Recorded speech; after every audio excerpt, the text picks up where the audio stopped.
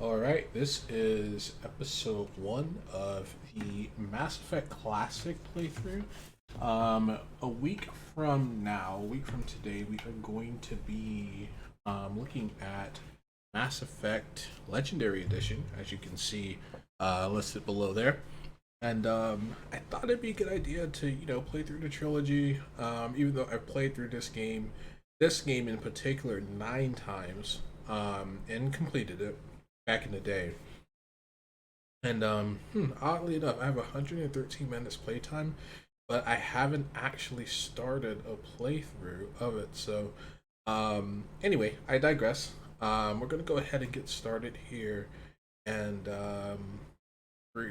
experience one of my favorite game franchises of all time, if not my actual favorite game franchise. And I need to charge my headphones. I'm gonna go ahead and get it started.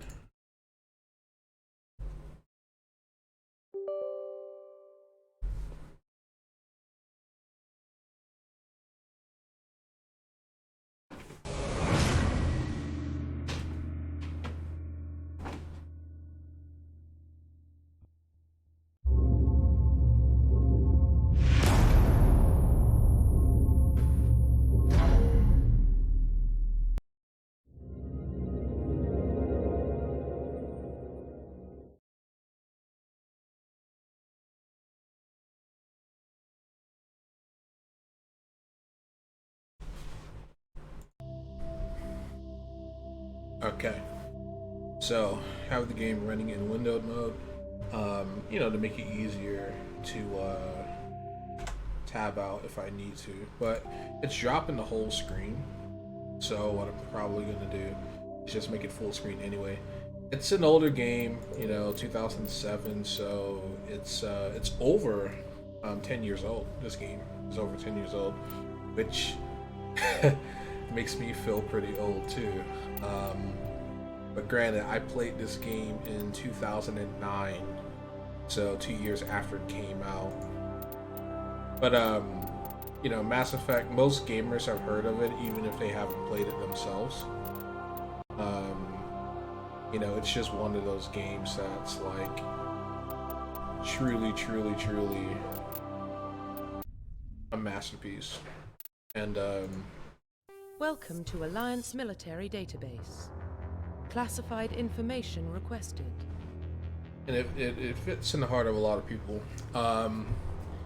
And this game I actually got on sale at GameStop. I thought I'd try it because I heard some good things about it. I'm like, you know what? Let me just cop this game and see what it's like. And ended up falling in love. So yeah, a trip down memory lane. This is. Establishing secure connection. Secure connection confirmed. All right, so we'll go ahead, create, and there's your quick start. And so they're gonna rework both Shepards actually, but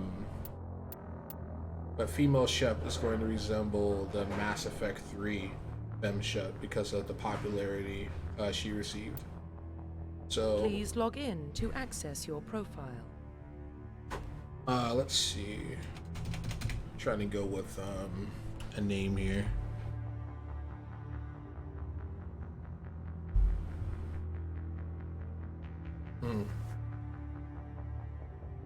I guess John would be fine. John Shepard would be fine.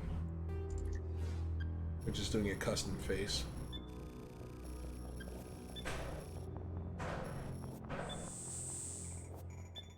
I mean, default Shep is great. I just like playing around Data corruption detected. with custom characters. I made so many different types of Shepards back in the day. Please reconstruct profile. Confirm pre-service history.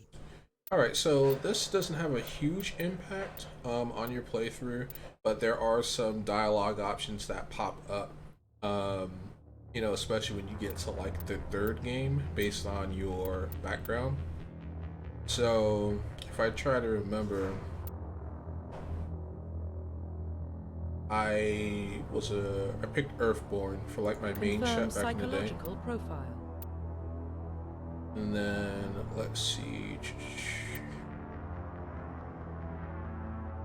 Confirm War hero. military specialization. And Infiltrator. Confirm facial identification. Okay, so these are the different presets that we can work with.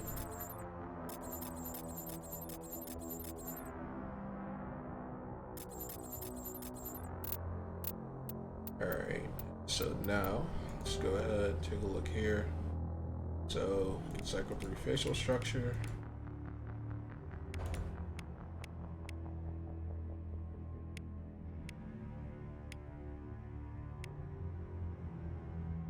To go with that. Complexion. More youthful appearance.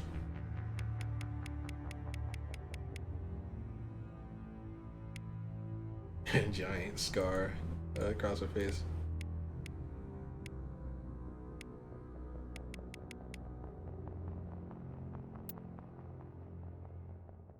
Alright. So now you can customize things like face size, neck thickness, things like that. So cheek width. Bones. Font. Ear size and orientation, we can leave that as is. Eyes. So shape.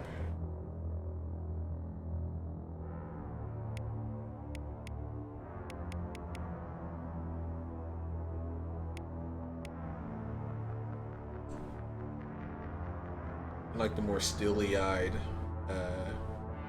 Shepard here.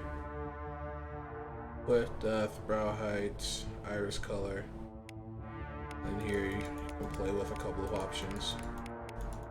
So you can't choose any wacky colors. Even though this is the future, and you could do it if you wanted to. So let's go dark brown. Like hazel. Let's go with hazel.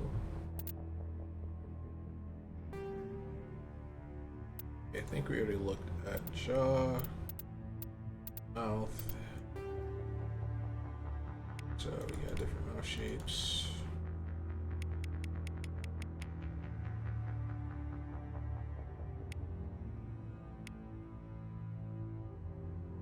Depth, width, lip size, height. Nose looks fine. And beard.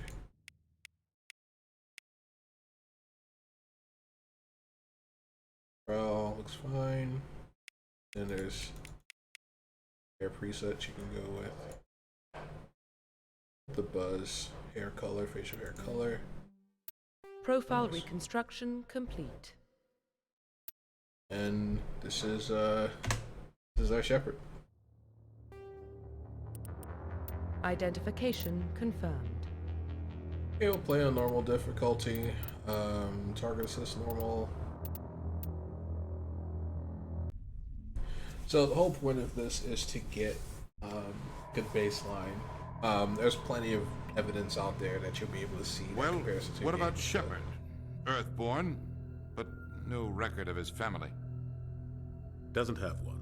He was raised on the streets, learned to look out for himself. He proved himself during the Blitz. Held off enemy forces on the ground until reinforcements arrived. He's the only reason Elysium is still standing. We can't question his courage. Humanity needs a hero, and Shepard's the best we've got. I'll make the call.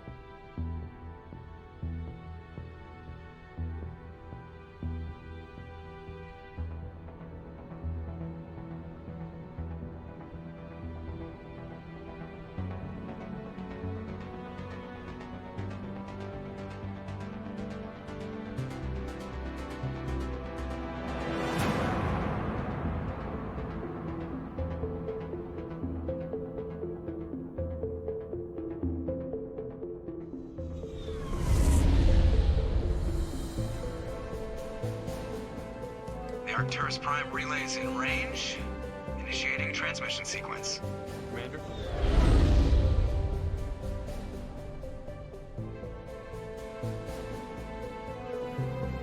We are connected.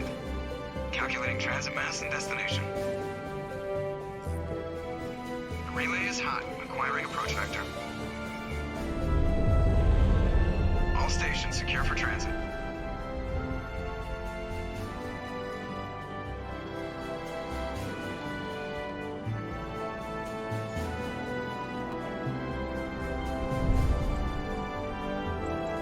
Board is green.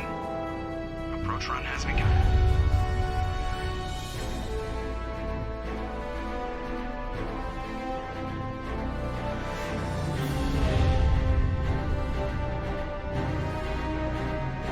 Hitting the relay in 3, 2, 1.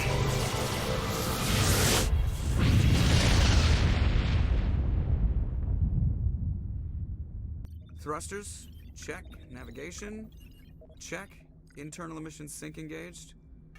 All systems online. Drift, just under 1500K.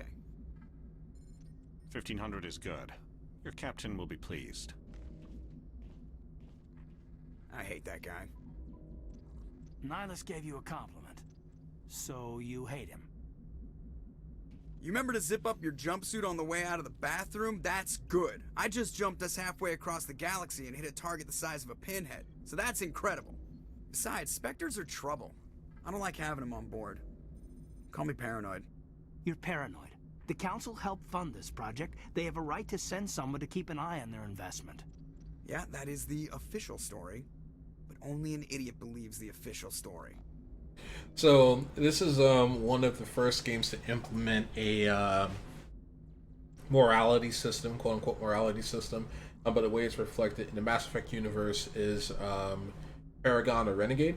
So usually in most situations, the middle one is going to be like your neutral, run-of-the-mill answer, kind of like your hedging answer, and then the bottom one will be a Renegade option, and the top one will be a Paragon option. So these dialogue choices are very important, and basically they will heavily influence your relationships in the game moving forward, which is one of the best things about Mass Effect. Like, every conversation you have matters, at least up until the third game. Then it kind of gets more linear with the pros, but yeah. They don't send Spectres on shakedown runs. So there's more going on here than the captain's letting on. Joker, status report. Just cleared the mass relay, Captain. Stealth systems engaged. Everything looks solid. Good. Find a comm buoy and link us into the network. I want mission reports relayed back to Alliance Brass before we reach Eden Prime. Aye, aye, Captain. Better brace yourself, sir. I think Nihilus is headed your way. He's already here, Lieutenant. Tell Commander Shepard to meet me in the comm room for a debriefing. You get that, Commander? Great. You pissed the captain off, and now I'm going to pay for it. Don't blame me. The captain's always in a bad mood. Only when he's talking to you, Joker. So it's that kind of banter that I really appreciate. Let me see if I can modify my camera settings. Probably not. Wanna invert my camera? I don't think I can.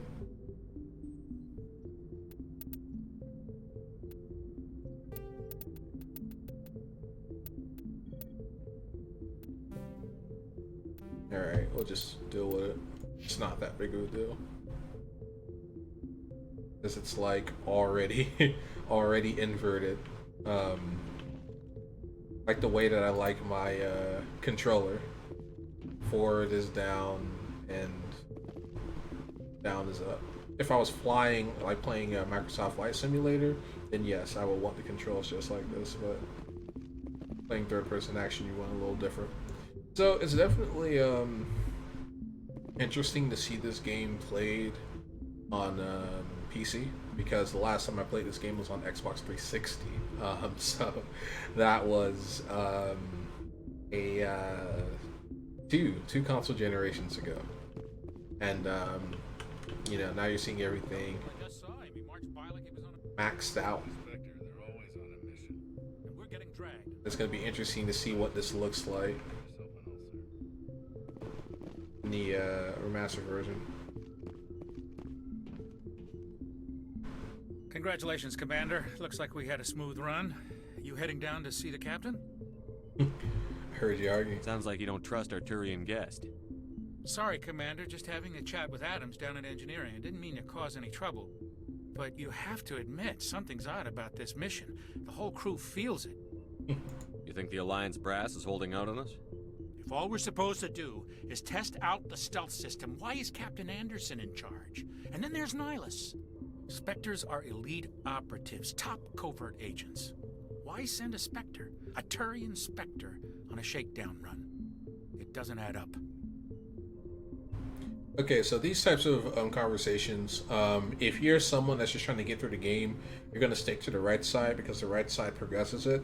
But if you go left, you can inquire more about different details. Do you have a problem with the captain? No, sir.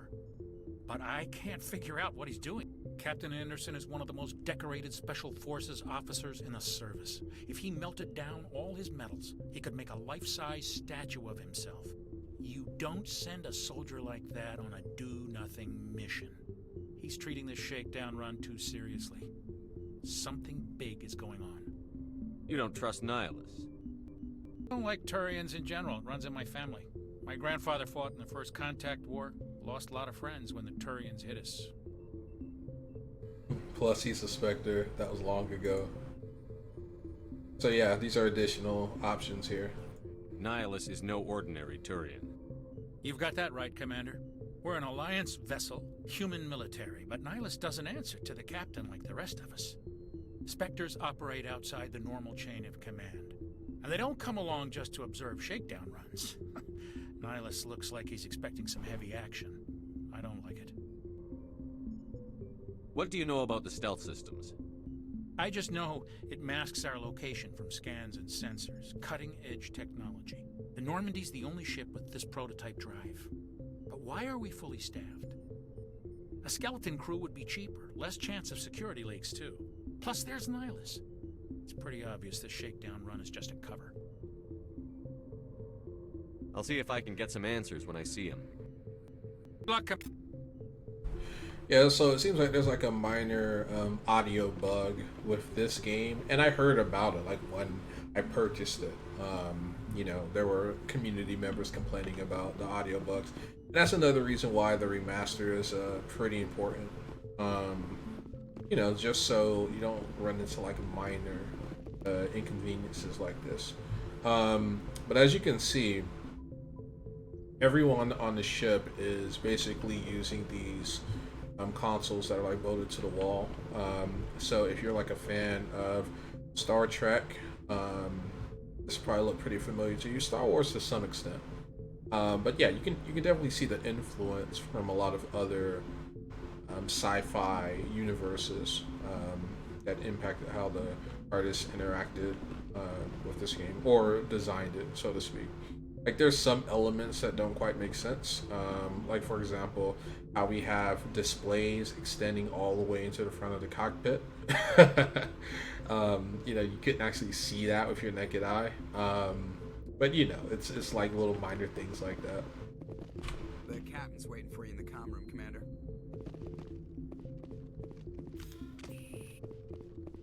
Oh wow, I'm surprised I can draw my gun on the ship like this.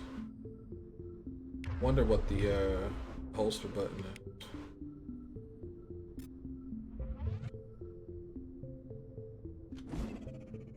Okay, that's a grenade. Let me look at my key bindings here.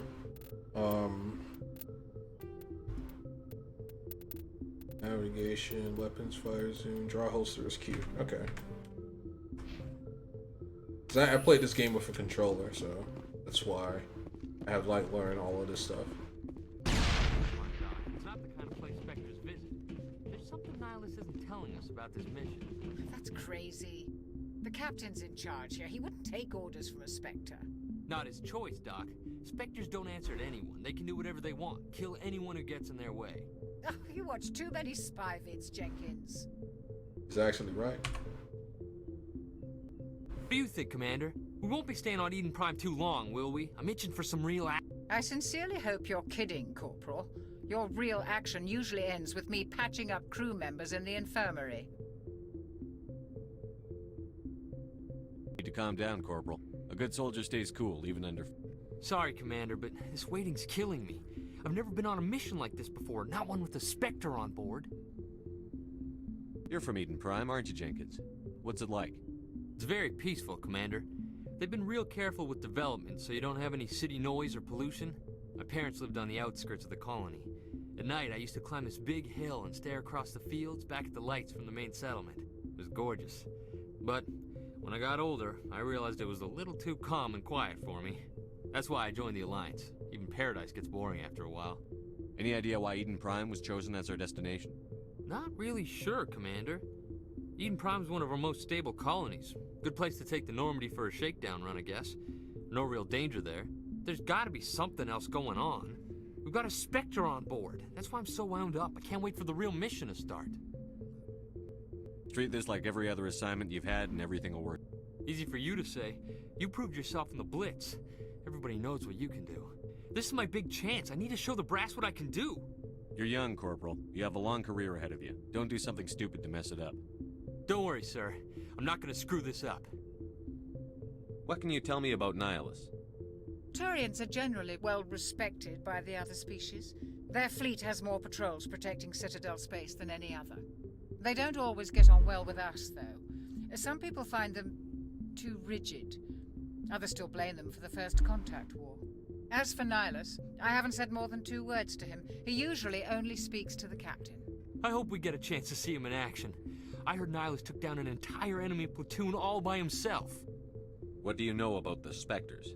Only what I've heard. Spectre agents work directly for the Citadel Council. They usually work alone or in small groups. Spectres don't have any official power, though. Basically, they're a shadow organization with a mandate to preserve and protect galactic stability. Protect it at any cost. Don't forget that part. Spectres operate above the law. How do you control agents with unlimited power? I suppose the Council could revoke the Spectre status of an agent who got out of hand. At that point, Citadel Security Services would take over. Those C-Sec grunts wouldn't stand a chance. The Spectres were 20 ordinary soldiers. The Spectres police themselves. An agent goes rogue, they send another agent to take him down. That's Spectre justice. The Corporal's confusing romantic legends with reality, Commander. Why don't we have any of our own people in there? Spectres usually come from the Council races, like the Turians. We've been trying to get a human accepted into their ranks for years now. So far, it hasn't happened. Hey, Commander, you'd make a good Spectre. You're a war hero, right? Held off an entire enemy fleet during the Blitz single-handed? That's the kind of talent the Spectres are looking for. This is all just wild speculation. The Spectres aren't interested in recruiting humans, no matter how capable. The captain's waiting for me. Goodbye, Commander. So you get a little foreshadowing into the game and what the Spectre program is about. So yes, the Spectres are special agents. So you can actually think of them as like,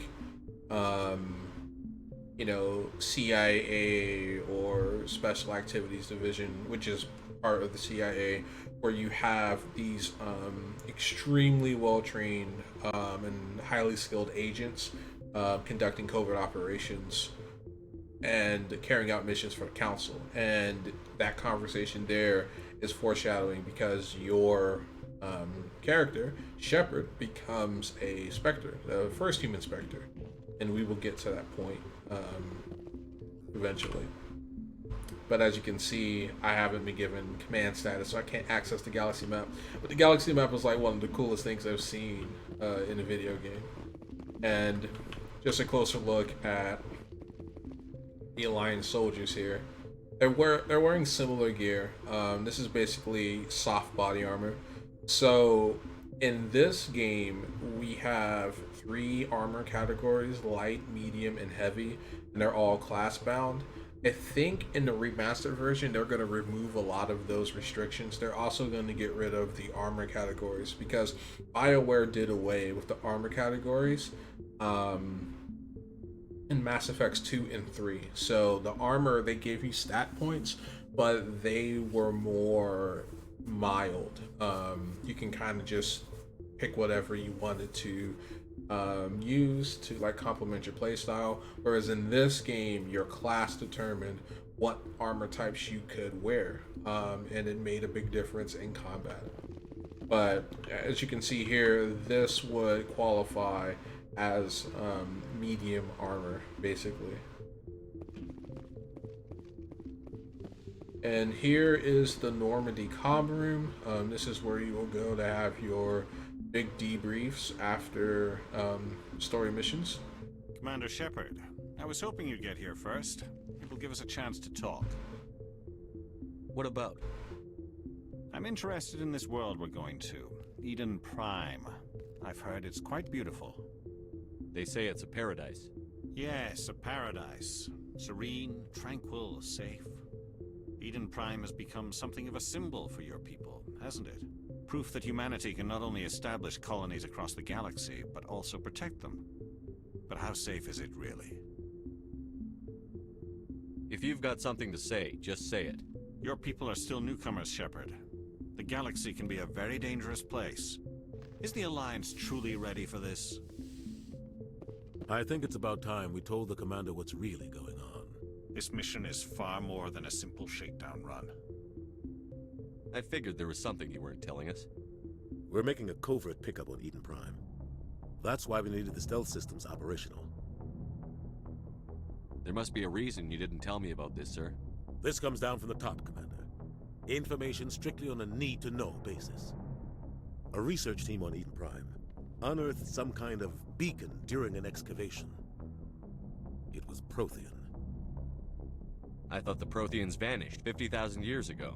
Their legacy still remains. The mass relays, the Citadel, our ship drives. It's all based on Prothean technology. This is big, Shepard. The last time humanity made a discovery like this, it jumped our technology forward 200 years. But Eden Prime doesn't have the facilities to handle something like this. We need to bring the beacon back to the Citadel for proper study. Obviously, this goes beyond mere human interests, Commander. This discovery could affect every species in Council space. Why didn't we keep the beacon for ourselves? You humans don't have the best reputation. Some species see you as selfish, too unpredictable, too independent, even dangerous. Sharing that beacon will improve relations with the Council. Plus, we need their scientific expertise. They know more about the Protheans than we do. The beacon's not the only reason I'm here, Shepard. Nihilus wants to see you in action, Commander. He's here to evaluate you. What's going on? The Alliance has been pushing for this for a long time. Humanity wants a larger role in shaping interstellar policy. We want more say with the Citadel Council. The Spectres represent the Council's power and authority. If they accept a human into their ranks, it shows how far the Alliance has come. You held off an enemy assault during the Blitz single-handed. You showed not only courage, but also incredible skill. That's why I put your name forward as a candidate for the Spectres. Why would a Turian want a human in the Spectres? Not all Turians resent humanity. Some of us see the potential of your species. We see what you have to offer to the rest of the galaxy, and to the Spectres. We are an elite group. It's rare to find an individual with the skills we seek. I don't care that you're human, Shepard. I only care that you can do the job. I assume this is good for the Alliance. Earth needs this, Shepard. We're counting on you. I need to see your skills for myself, Commander. Eden Prime will be the first of several missions together. You'll be in charge of the ground team. Secure the beacon and get it onto the ship ASAP. Nihilus will accompany you to observe the... What do you know about the Protheans? Just what they taught us in school. They were a technologically advanced species that ruled the galaxy 50,000 years ago. Then they vanished. Nobody really knows how or why, though I've heard plenty of theories. But everyone agrees, galactic civilization wouldn't exist without them. Their citadel is the very heart of galactic society, and without their mass relays, interstellar travel would be impossible. We all owe the Protheans a great debt. I'd like to know more about Eden Prime before we touch down. It's a peaceful farming world, but it represents something much bigger. Eden Prime is one of our oldest and most successful colonies. It proved we were ready to face the challenges of settling new worlds, to forge a place for humanity beyond Earth. It symbolizes humanity's growth and evolution as a spacefaring species.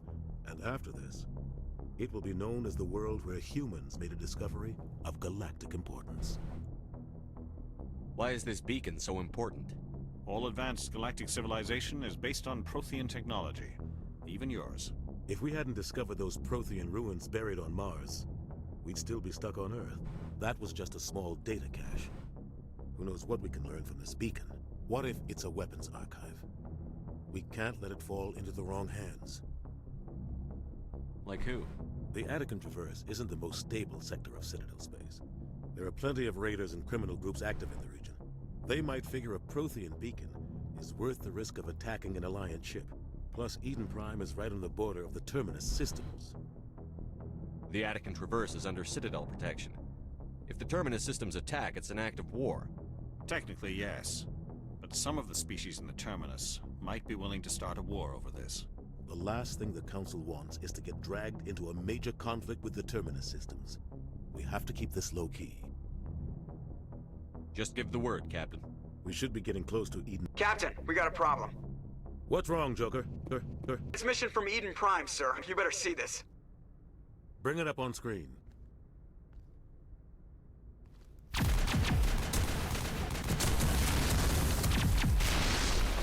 Get down!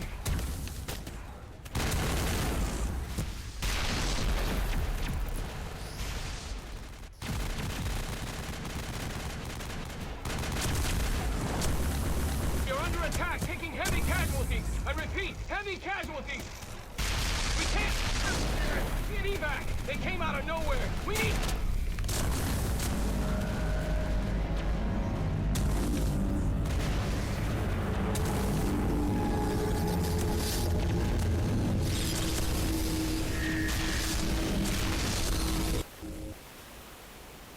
Everything cuts out after that. No comm traffic at all. Just goes dead. There's nothing. Reverse and hold at 38.5.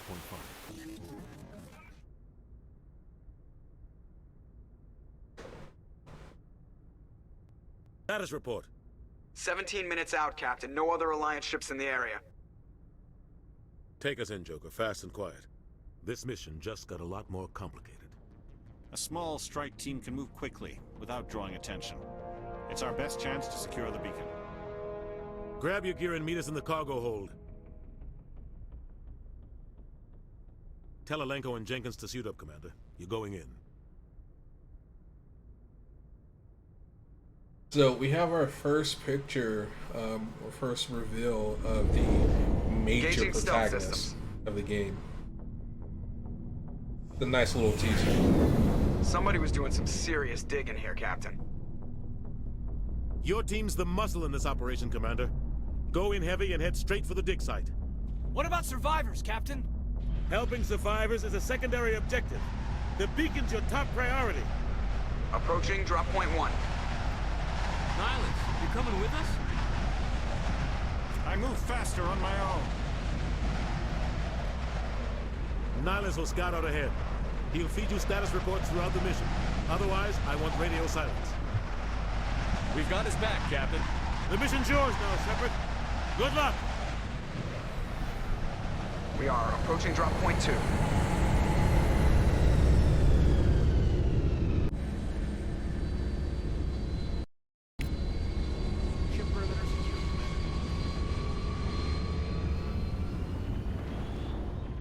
Alright, so we've officially touched down at Eden Prime. Hard, Commander. Hostiles everywhere. Your guard up. And we're walking in the middle of a colony attack. So we've deployed with Jenkins, the rookie that we spoke to earlier, and Caden, which was the co-pilot of the Normandy. And as you can see, it's from what I remember, the view distance wasn't nearly this good on Xbox 360, so that's a nice little improvement. But you know, as you can see, the textures and all of that is very dated compared by modern standards. But yeah, let's go ahead and get to it. So my first reaction when playing this mission. What the hell? Gas bags. Don't worry, they're harmless. Yeah, I remember him talking about gas bags. But yeah, let's take a look. Let's see. Yeah, there we go. So yeah, this is still the classic overheat system. The game moves to thermal clips in 2 and 3, so you just have to manage your weapon heat.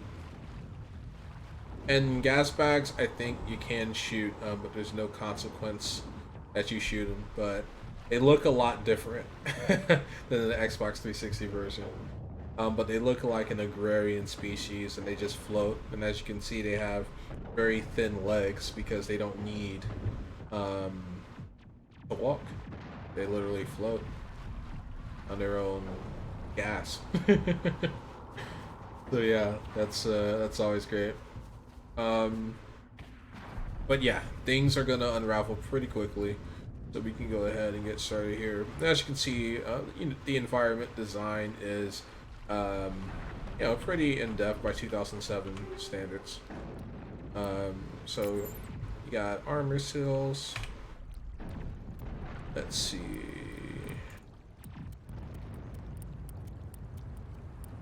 Okay, it's not showing up yet.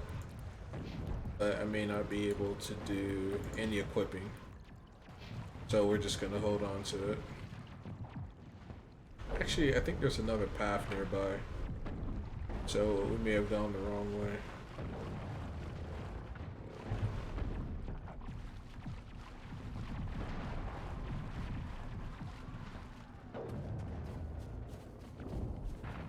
But yeah, once you know all the weapons, like you can tell what's going on at a distance. Like there's sniper rifles firing and assault rifles firing.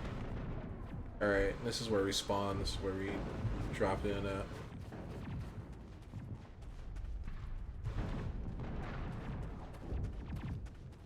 And that is a Geth gunfire that you hear.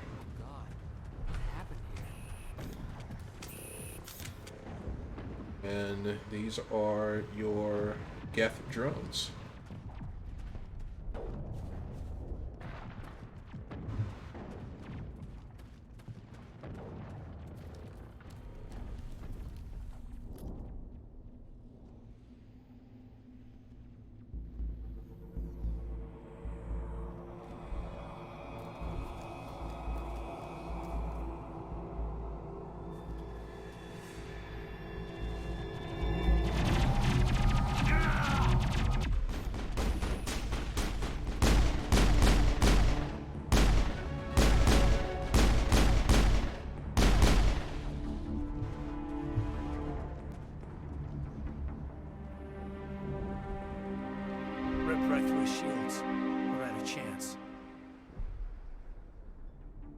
Forget about him. We can't help him now. We'll see that he receives a proper service once the mission is complete. But I need you to stay focused.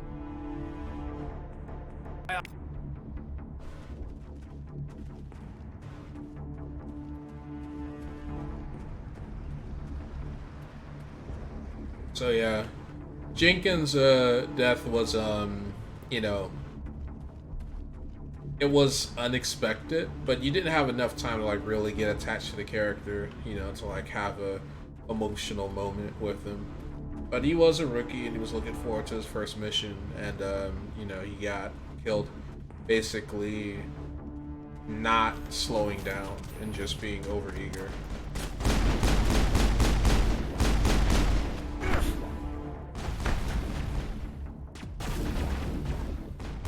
So I gotta wait for my my shields to kick back in.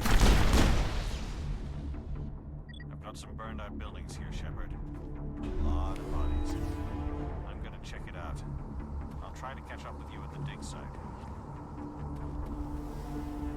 Alright, and so left control is the usual. Alright, take all of these.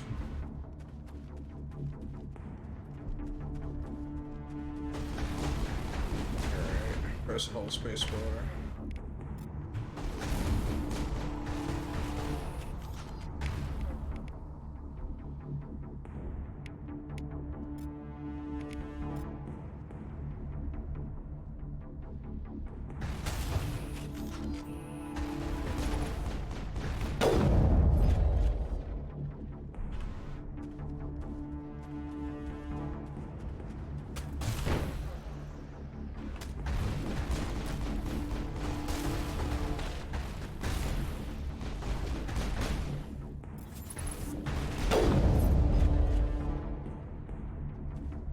Yeah, Caden's literally picking them off. I don't have to do any work.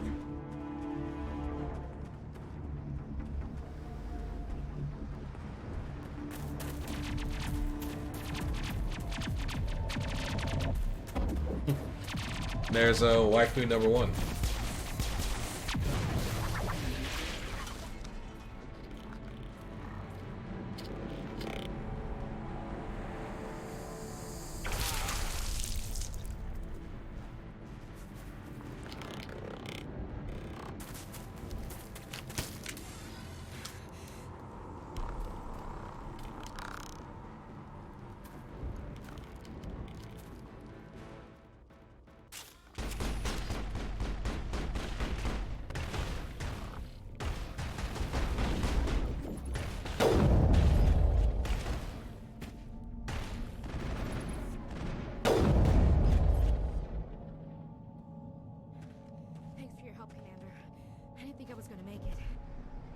Gunnery Chief Ashley Williams of the 212. You the one in charge here, sir? We're on a mission. Are you wounded, Williams? A few scrapes and burns, nothing serious. The others weren't so lucky. Oh man. We were patrolling the perimeter when the attack hit. We tried to get off a distress call, but they cut off our communications. I've been fighting for my life ever since. Where's the rest of your squad? We tried to double back to the beacon, but we walked into an ambush. I don't think any of the others... I think I'm the only one left. This isn't your fault, Williams. You couldn't have done anything to save them. Yes, sir.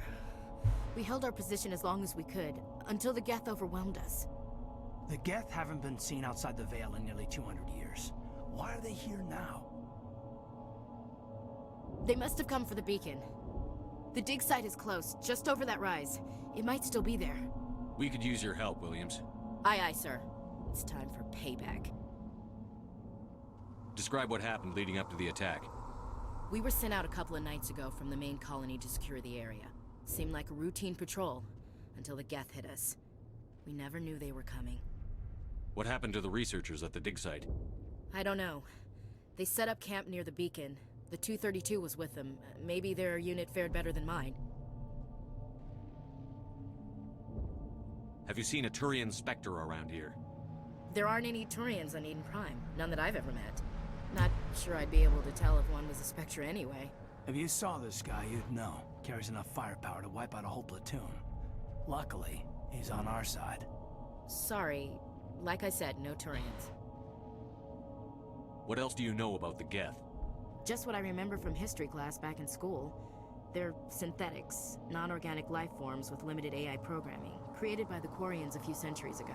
They were supposed to be a source of cheap labor, but ended up turning on the Quarians and drove them into exile. Well, after that, they just kind of disappeared behind the Perseus Veil. Nobody's really heard much from them since. Tell me everything you know about the beacon. They were doing some digging out here to extend the monorail and expand the colony. A few weeks ago, they unearthed some Prothean ruins, and the beacon. Suddenly, every scientific expert in the colony was interested. That's when they brought us in to secure the site. I don't know much about the beacon itself, but I heard one of the researchers say this could be the biggest scientific discovery of the century. What happened to the researchers at the dig site? I don't know.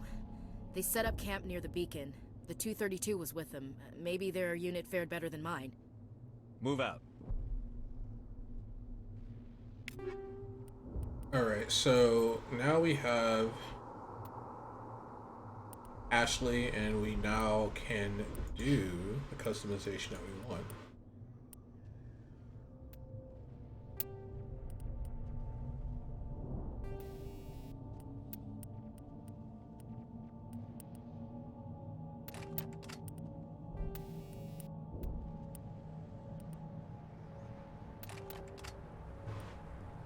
Alright, so we'll just give her a good pistol. Alright, so same pistol, the Kessler 1.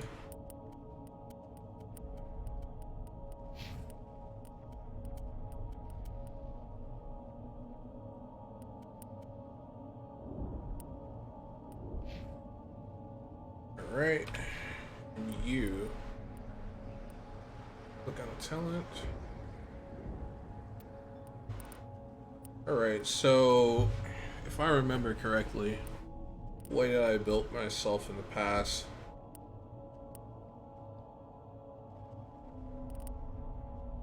you always want to like max out your class skill for sure, but you don't want to forget these. If you're Paragon, you want Charm, and if you're Renegade, you want Intimidate. You do not and should not invest skills in both. You just pick. So, you know, I'm going with the Paragon playthrough. Paragon makes more sense to me. You know, it gives you better outcomes, and you know, at the same time it feels better because, you know, this game has great characters, and you know, I don't want to be unkind to them. Beacon's at the far end of this trench.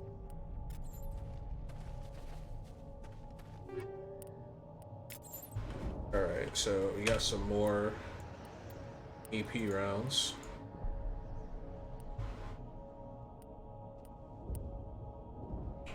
So if I remember correctly, let me see, I think Infiltrator is pistol and sniper rifle. And so you notice based on like whether or not you can zoom in. I don't know if they changed it for the PC version, but pistol and sniper rifle are the two weapons. Yep, that's correct. So as you can see, you equip an untrained weapon, which reduces damage and accuracy. Press hold spacebar to change your squad's weapons. Now, this feature doesn't make a lot of sense, canonically speaking. I mean, if you're a Alliance Marine, you should know how to be proficient with every weapon. But they kind of just did this class thing. You know, they're coming from Dragon Age, and so they wanted to kind of like implement the same kind of rules and penalties, kind of like make each class pop. And then in Mass Effect 2, they just did away with that altogether. Mass Effects 2 and 3, and you can pretty much equip what you want and play the way that you want, which I appreciate. Come out.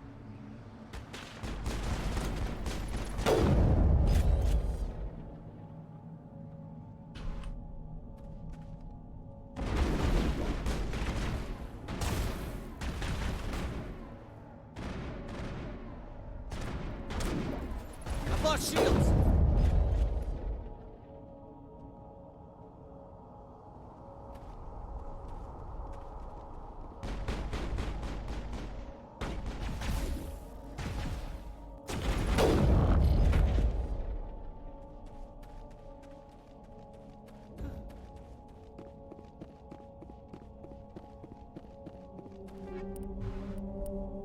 Alright, so now you've got some new guns.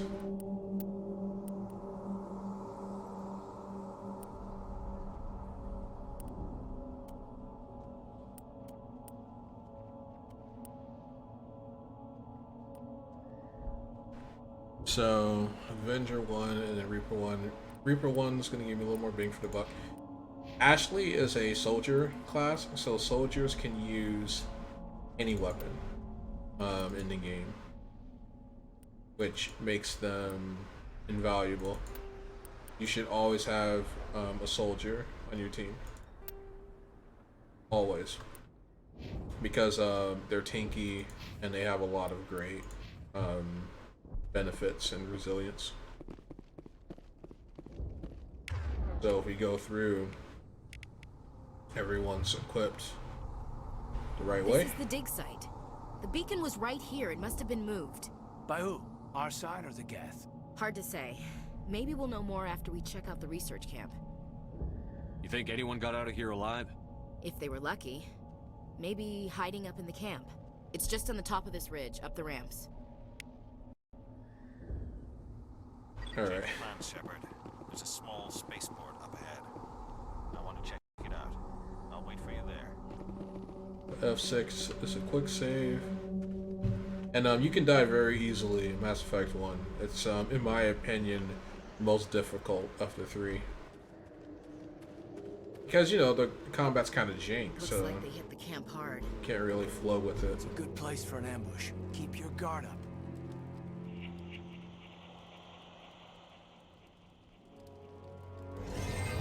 Oh God, they're still alive. What did the Geth do to them? Press R to throw a grenade, wait for a timed ignition, press R again to throw a grenade. Okay.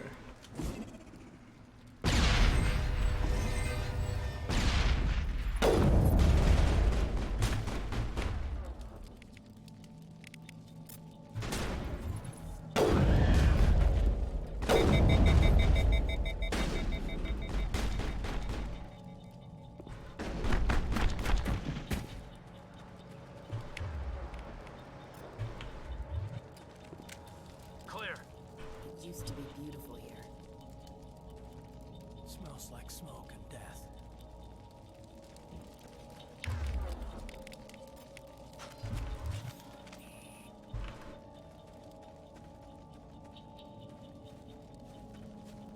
A door. It's closed. Security locks in. Okay, yeah, I forgot about the decryption minigame. Wait, am I supposed to left click? Use the movement keys W, A, D, and S to advance to the central core.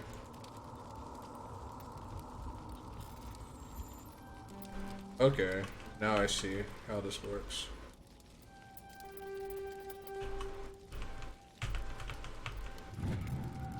That is different than on the Xbox 360 version. Yeah, the Xbox 360 version had like a different puzzle. Humans, thank the Maker. Hurry! Close the door before they come back. Don't worry, we'll protect you. Thank you. I think we'll be okay now. It looks like everyone's gone. You're Dr. Warren, the one in charge of the excavation. Do you know what happened to the beacon? It was moved to the spaceport this morning. Manuel and I stayed behind to help pack up the camp. When the attack came, the Marines held them off long enough for us to hide. They gave their lives to save us. No one is saved. The age of humanity is ended. Soon, only ruin and corpses will remain. What's wrong with your assistant? Manuel has a brilliant mind, but he's always been a bit unstable. Genius and madness are two sides of the same coin. Is it madness to see the future? To see the destruction rushing towards us? To understand there is no escape? No hope? No. I am not mad. I'm the only sane one left. I gave him an extra dose of his meds after the attack. I can shut him up.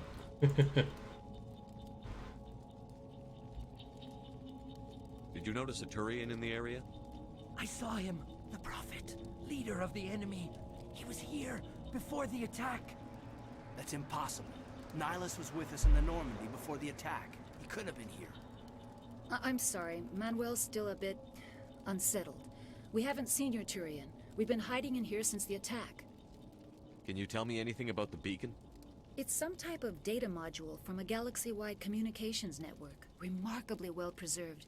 It could be the greatest scientific discovery of our lifetime.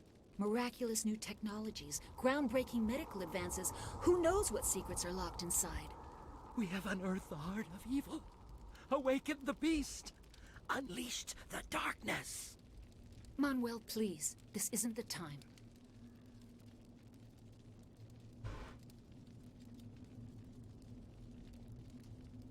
Williams, take us to the spaceport. You can't stop it. Nobody can stop it. Night is falling. The darkness of eternity. Hush, Manuel. Go lie down. You'll feel better once the medication kicks in.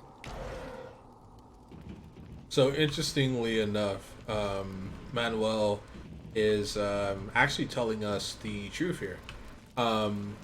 You can theorize that Manuel actually came in contact with the beacon because what Shepard sees is oddly similar to the visions that Shepard has after he comes in contact with the beacon, and you'll see that.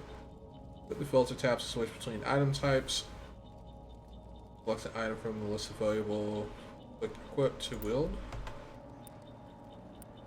Okay. Doesn't seem to be working, but that's fine.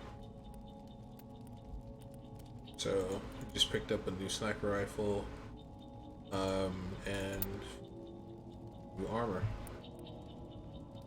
So the Onyx series is your N7 armor on Aldrin Labs, and you know, they took special care to like make brands a thing, and I think this was right around the time that Borderlands came out, so I don't know which inspired which, or maybe neither, but yeah.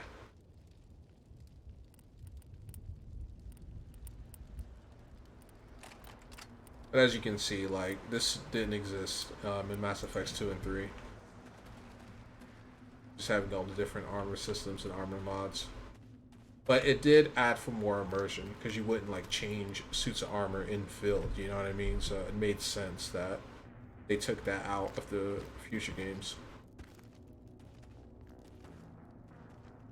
Saren.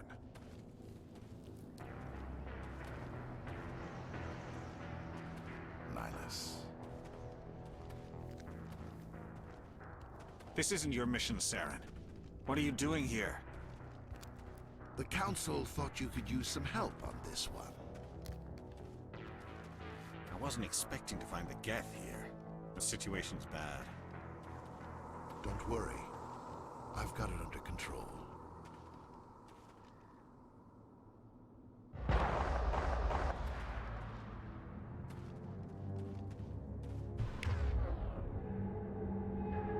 So left click a power icon and then drag to the click swap bar.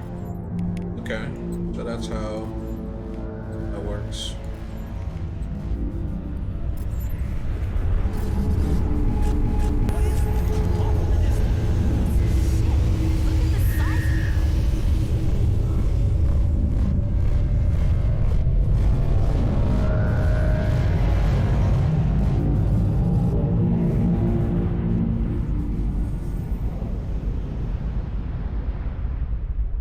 So what we just saw was the prophet that Manuel was talking about, and that was Saren.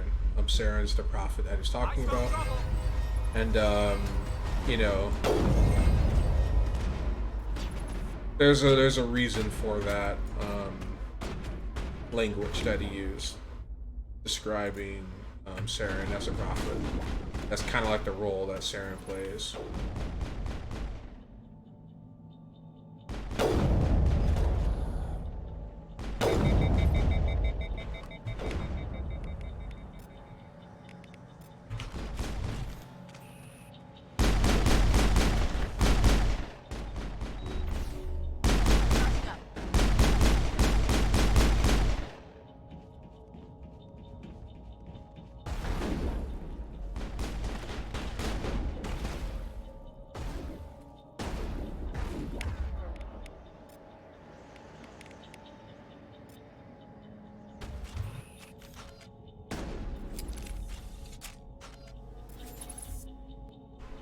All targets down.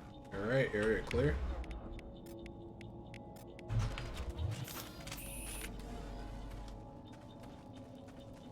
But yeah, he shoots his friend, and you know, that kind of like lets you know that Saren's going to be your problem. And the promotional. Everybody stay calm out there. We're coming out, we're not armed. Is it safe? Are they gone? The promotional media displayed Saren, so you kind of like saw him, but didn't know who he was or what relevance he had to the story. You're okay now. Nobody's gonna hurt you. Those things were crawling all around the shed. They would have found us for sure. We owe you our lives. I still can't believe it. When we saw that ship, I thought it was all over. It showed up right before the attack. Knew it was trouble the second I saw it, so we made a break for the sheds. What else can you tell me about the ship you saw? I was too busy running to get a clear look at it. I think it landed over near the spaceport. Tell them about the noise, Cole. That awful noise. It was emitting some kind of signal as it descended. It sounded like the shriek of the damned. Only it was coming from inside your own head. It was probably trying to block communications. Whatever it was, it felt like it was tearing right through my skull. Almost made it impossible to think.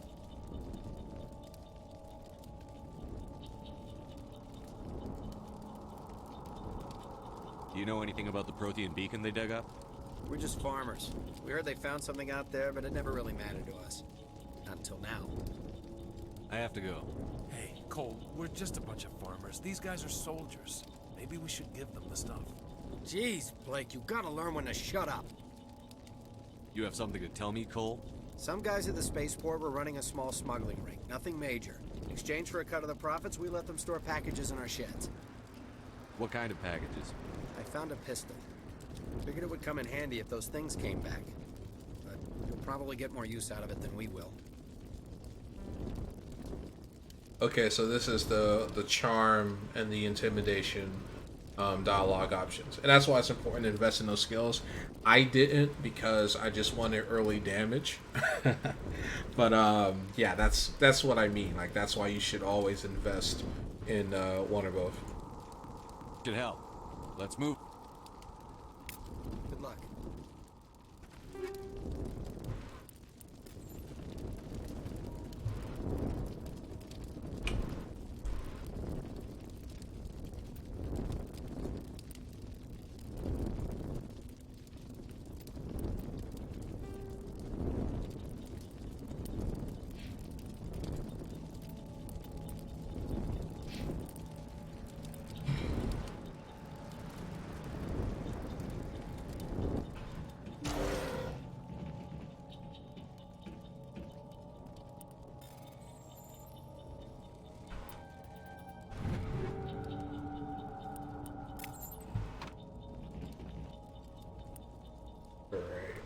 That's the codex. We don't want to open that.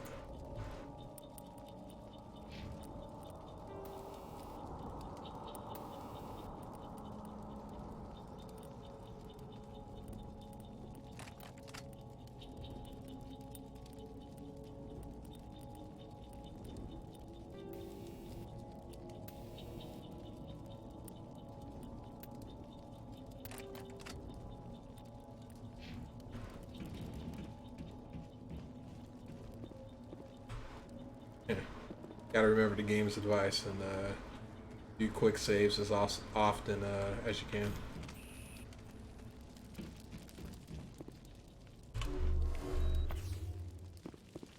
Commander, it's Nihilus. Something's moving over behind those crates. Wait! Don't shoot! I'm one of you! I'm human! Sneaking up on us like that nearly got you killed. I'm sorry, I was hiding from those creatures. My name's Powell. I saw what happened to that Turian. The other one shot him. What the hell are you talking about? There were two Turians here. Your friend and another one he called Saren. I think they knew each other. Your friend seemed to relax. He let his guard down. And Saren killed him. Shot him right in the back. I'm just lucky he didn't see me behind the crates. Where'd Saren go after he killed Nihilus? He jumped on the cargo train and headed over to the other platform. Probably going after the beacon. I knew that beacon was trouble. Everything's gone to hell since we found it. First that damn mothership showed up, then the attack.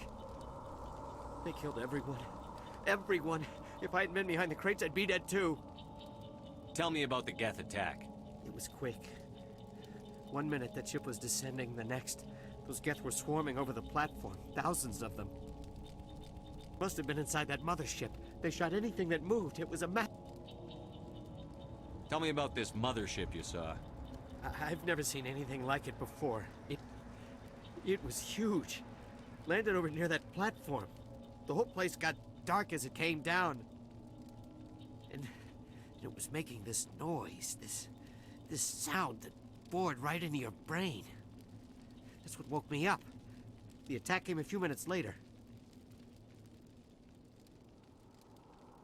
How come you're the only one who survived? Why didn't anyone else try to hide behind the crates? They never had a chance. I was already behind the crates when the attack started. Wait a minute. You were hiding behind the crates before the attack? Sometimes I need a nap to get through my shift. I sneak off behind the crates to grab 40 winks where the supervisor can't find me. You survived because you're lazy? If you hadn't snuck off for that nap, you'd probably be dead just like all the others. Yeah, I guess. I don't really want to think about it. We need to find that beacon before it's too late. Take the cargo train. That's where the other Turian went. I can't stay here. I need to get away from all this.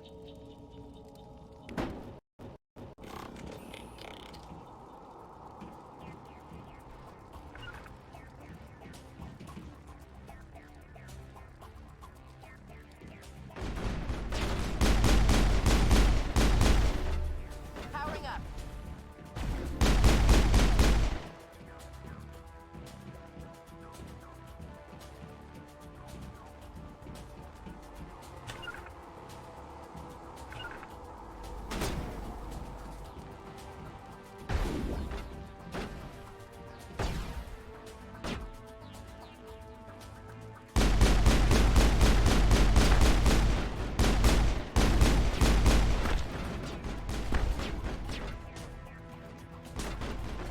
That's a chunky boy.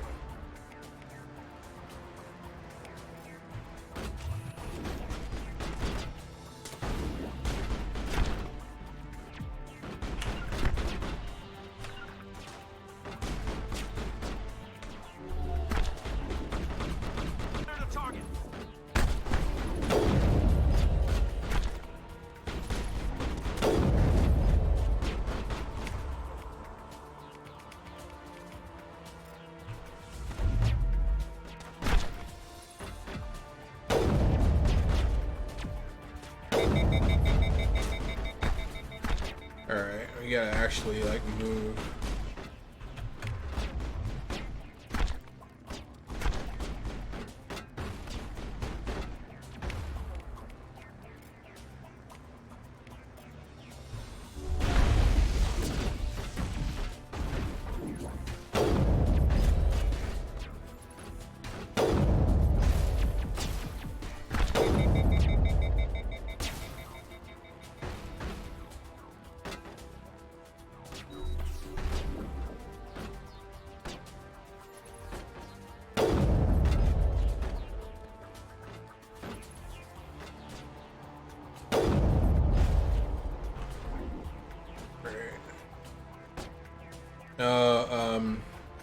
I also forgot, in the newer games you can actually res your teammates, but in this game you have to clear the instance before they revive themselves.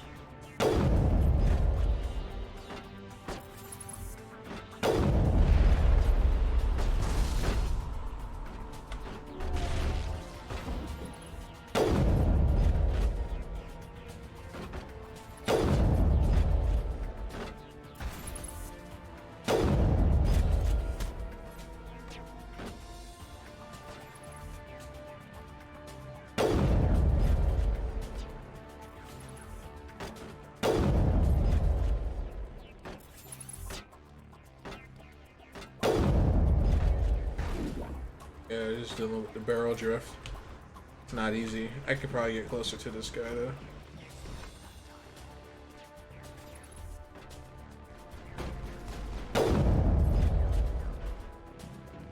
Alright, so yeah, as you can see, you literally have to wait for instance to be cleared, and then you can heal everyone with metagel. So it's definitely imperative, like, make sure your teammates are in cover, you know, and not overexposing themselves, because you'll lose them if they go down. You want to pop metagel and keep the health as high as possible. But you know, in one instance though, I kind of missed that, because with the newer games, you can pretty much use your teammates as bullet sponges, because there's like no real penalty. Set the charges. Destroy the entire colony. Leave no evidence that we were here.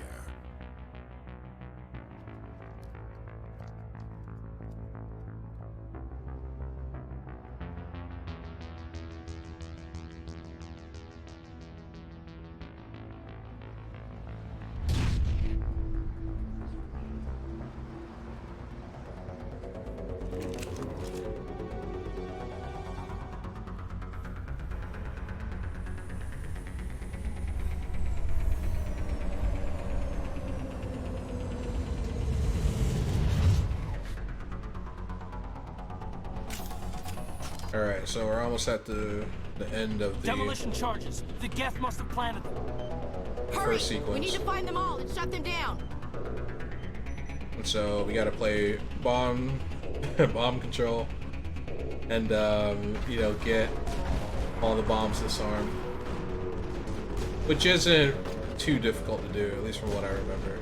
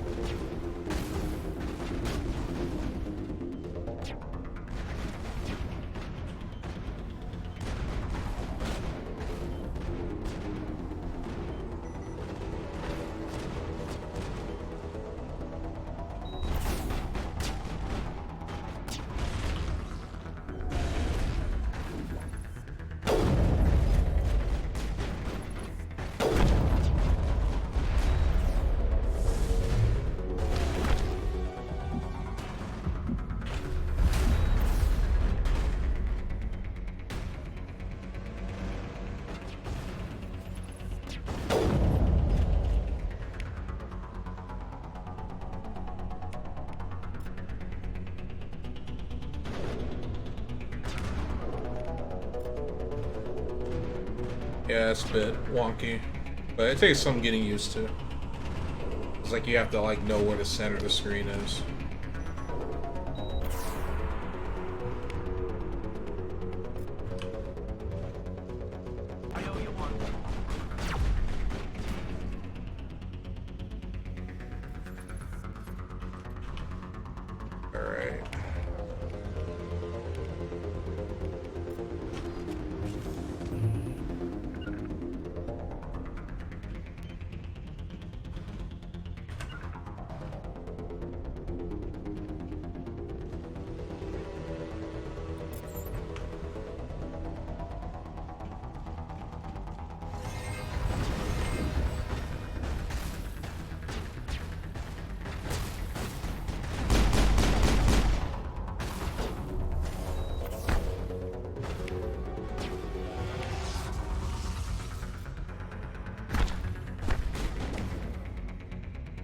Alright, I'm actually getting flanked, so I need to move.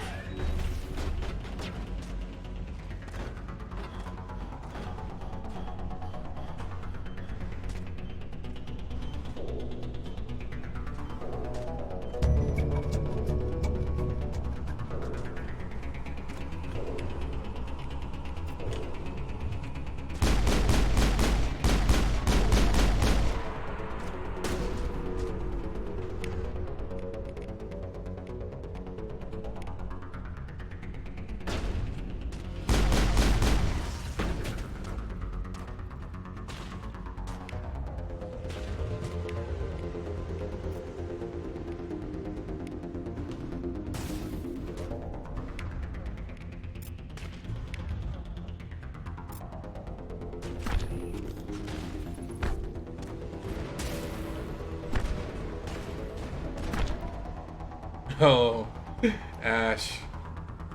Down she goes. Down she goes.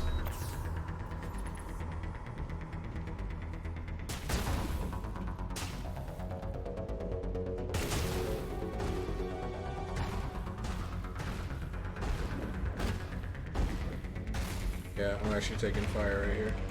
It might be easier to just go ahead and engage this guy with the pistol. Just get him in my crosshairs and down in that way.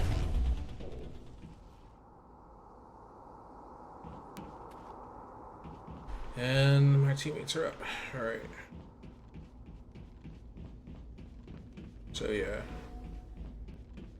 And you get used to this. And that's another reason why I played this game on normal difficulty, because combat is so janky. Like, playing it on a harder difficulty is just ritualized torture. There's no reason to do it to yourself.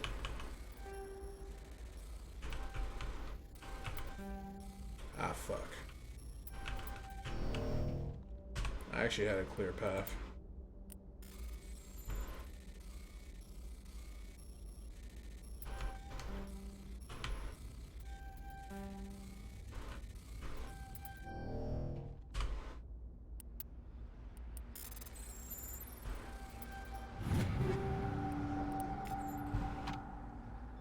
So right now we're just going through collecting weapons. We're at the end of the Eden Prime mission, so shouldn't have to worry about conserving metagel.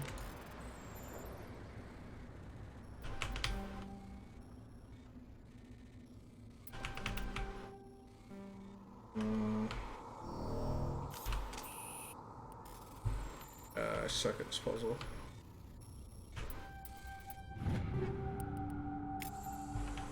Ooh, heat sink. That's a good upgrade. For obvious reasons. Oh, I mean, we can take some time before we leave. Because we're never going to come back to Eden Prime again.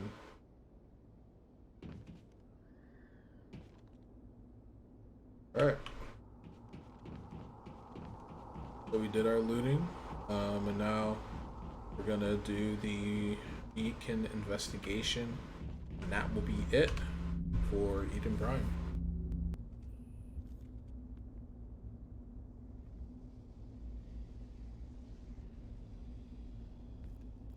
Normandy, the beacon is This secure. is amazing. Request immediate Actual working Prothean technology. Unbelievable. It wasn't doing anything like that when they dug it up. Something must have activated it. Roger, Normandy. Standing by.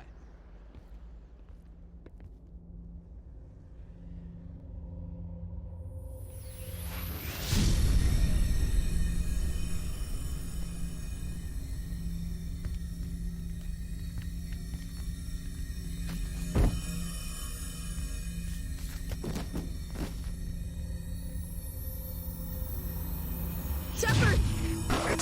No, don't touch it. It's too dangerous.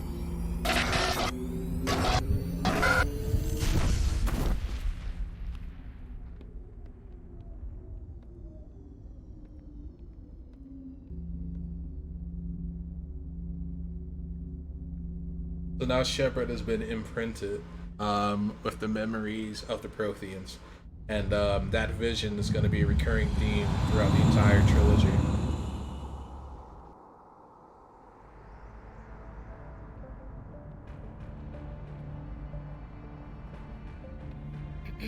We identified the ship that touched down on Eden Prime. The Normandy, a human alliance vessel. It was under the command of Captain Anderson. They managed to save the colony. And the beacon. One of the humans may have used it.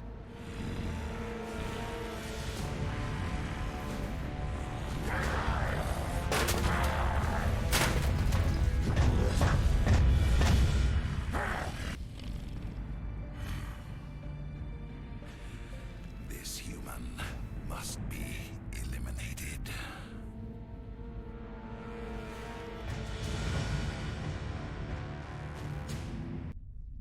Yeah, the Asari was like, was like my intro to Dr. Chakwas, other I think he's species in waking this up. game. And I'm like, oh my.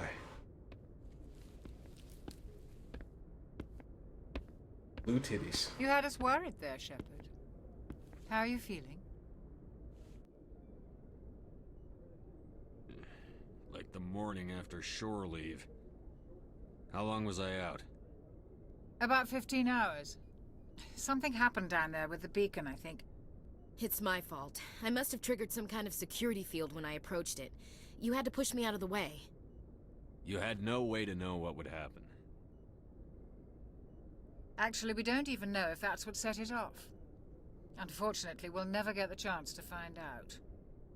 The beacon exploded. A system overload, maybe. The blast knocked you cold. The lieutenant and I carried you back here to the ship. I appreciate it. Physically, you're fine. But I detected some unusual brain activity. Abnormal beta wave. I also noticed an increase in your rapid eye movement. Signs typically associated with intense dreaming. I saw... I'm not sure what I saw. Death? Destruction? Nothing's really clear. I better add this to my report. It may... Oh, Captain Anderson. How's our XO holding up, Doctor? Well, all the readings look normal. I'd say the commander's going to be fine. Glad to hear it. Shepard, I need to speak with you. In private. Aye, aye, Captain. I'll be in the mess if you need me. Sounds like that beacon hit you pretty hard, Commander. Are you sure you're okay? Why is Williams here? I don't like soldiers dying under my command. Jenkins wasn't your fault. You did a good job, Shepard. Intel dropped the ball, sir. We had no idea what we were walking into down there. That's why things went to hell. The Geth haven't been outside the Veil in 2 centuries, Commander. Nobody could have predicted this. You said you needed to see me in private, Captain?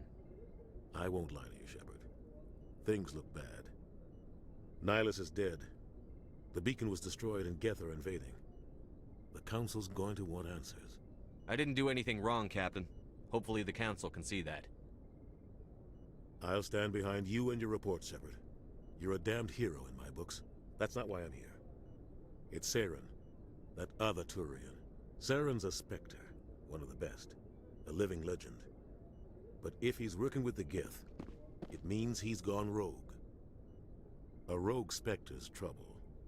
Saren's dangerous, and he hates humans.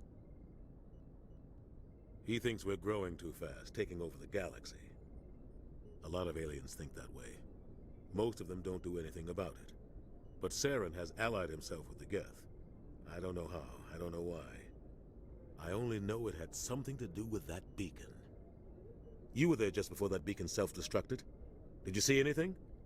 Any clue that might tell us what Saren was after? Just before I lost consciousness, I had some kind of vision. A vision? A vision of what? I saw synthetics. Geth, maybe. Slaughtering people. Butchering them. We need to report this to the Council, Shepard. What are we gonna tell them? I had a bad dream? We don't know what information was stored in that beacon. Lost Prothean technology? Blueprints for some ancient weapon of mass destruction? Whatever it was. Saren took it. But I know Saren. I know his reputation is politics. He believes humans are a blight on the galaxy. This attack was an act of war. He has the secrets from the beacon. He has an army of Geth at his command, and he won't stop until he's wiped humanity from the face of the galaxy. I'll find some way to take him down. It's not that easy. He's a Spectre. He can go anywhere, do almost anything.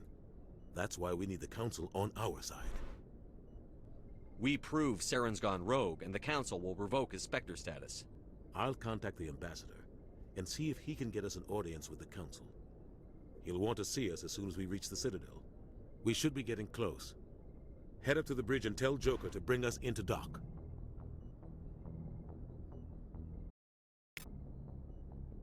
Alright, so we've just finished the Eden Prime mission, and so now we're going to be making our way to Citadel. I always want to go to that station so you're constantly filled up on metagel. But now we can explore a little bit more of the ship. So this is just looks like a shipping cargo area for medical supplies. And this is of course the med bay. It's where we wake up. And there's Ash. So we can chat with her real quick. I'm going to pause the game really quick, and we're back. Alright, so I'm gonna do a master save. Alright, and so now we're going to we're going to get ready for a trip to the Citadel. And I guess before we chat up our teammates, we can look around a little bit more. So this looks like the common area. Probably also doubles as a mess hall. You can have 8 people at a time sitting at that table. This is the captain's quarters. There's Anderson, and then you have the twin beds right there, which probably where the captain and the XO sleeps. Now, this is a combination of human and Turian design, but there's a lot of empty space in this room, and to have like the beds literally like right next to each other. I don't know how Turians feel about personal space, but I would definitely want more space.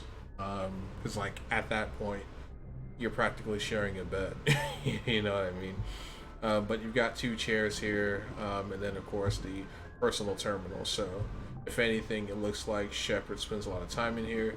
Also, looks like these chairs can be moved. The way this chair is placed, though, it looks like it actually is like automated on a rail, but you know, you're wrong about that. So this is the locker area, where you can just go ahead and kit up, and I believe there's a locker area in the airlock area too. So we'll see once we start using the Normandy more.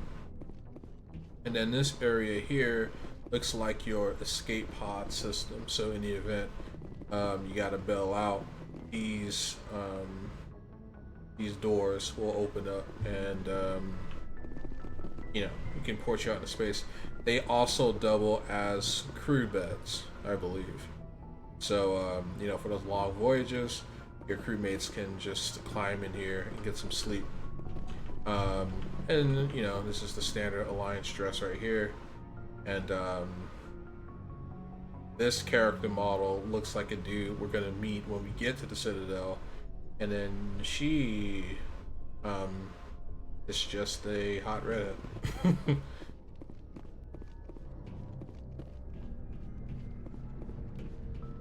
And then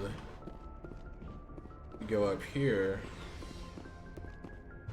This should take us to the bridge, because this is a multi-leveled ship.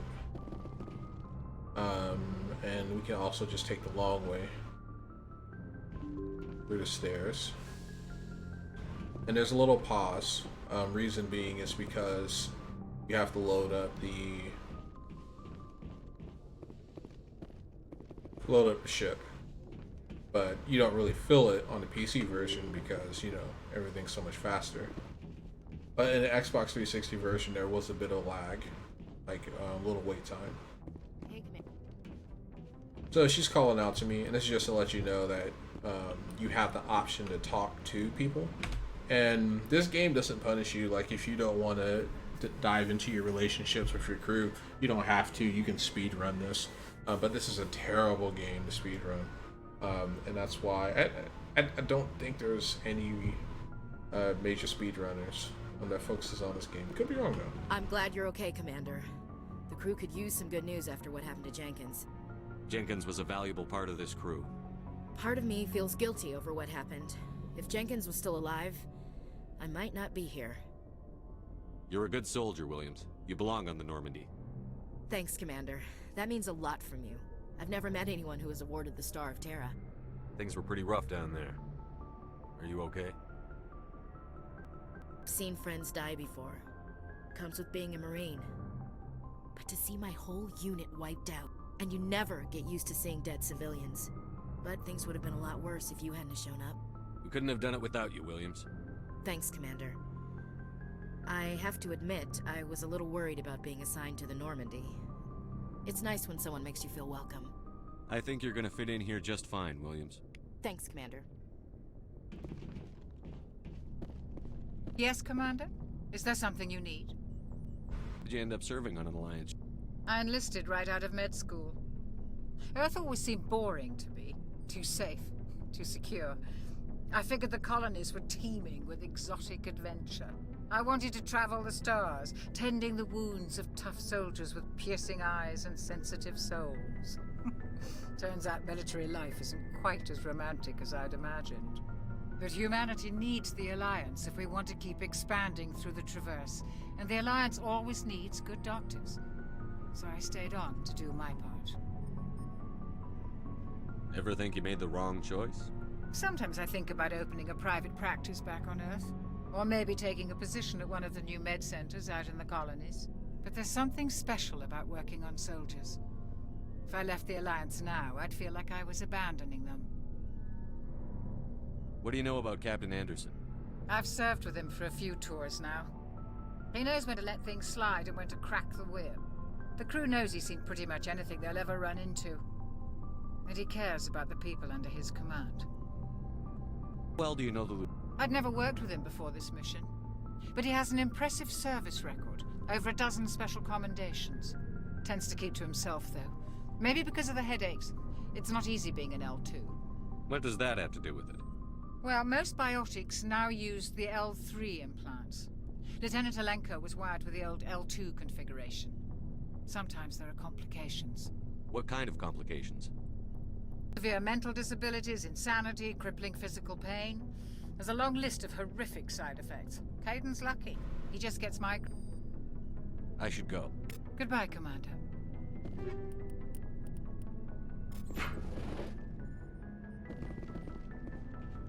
Glad to see you're okay, Commander. Okay, so we can't chat him up just yet.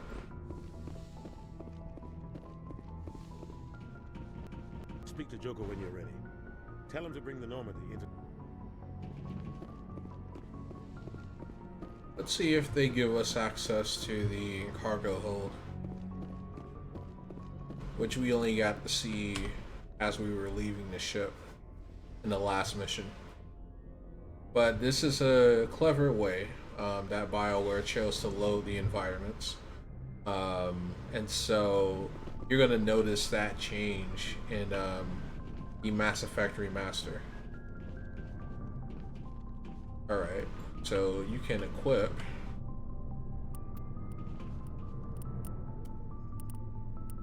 squad mates gear before the mission. And I used to spend some time down here just to make sure everyone had the most up-to-date stuff.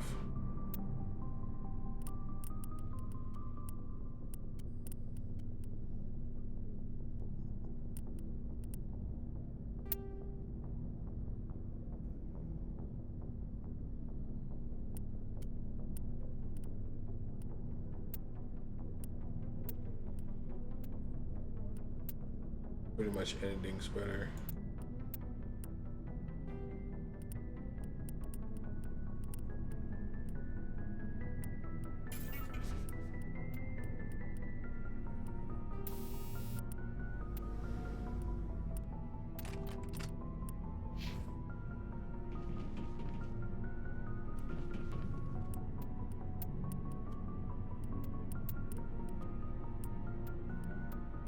And you know, this is debatable because like a lot of people don't like having to micromanage all of your squad mates, and I get that, but at the same token, oddly satisfying.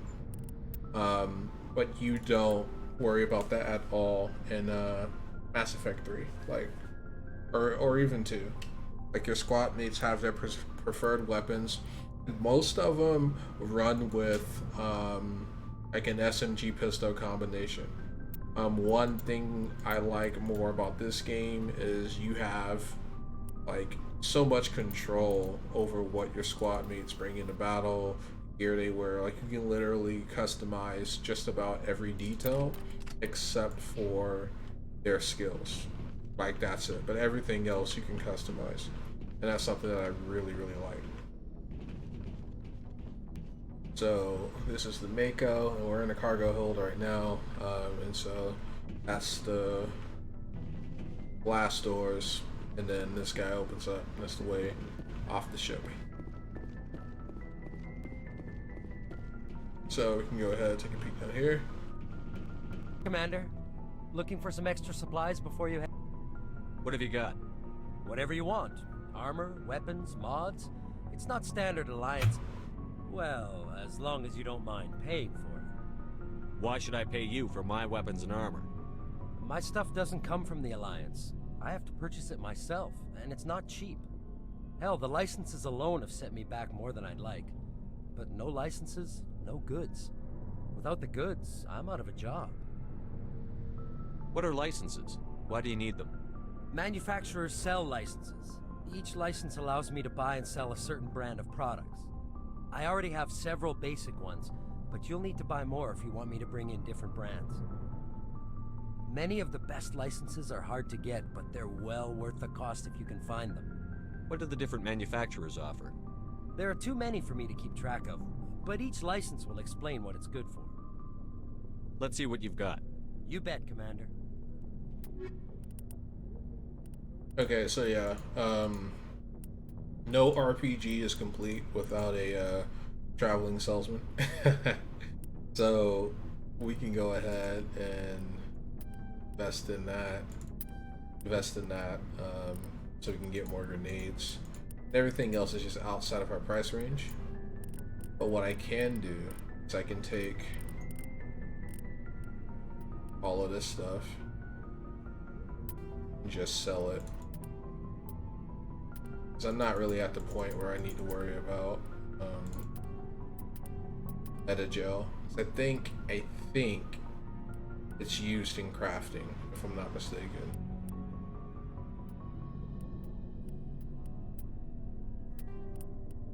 And we can go ahead and get rid of the Onyx one.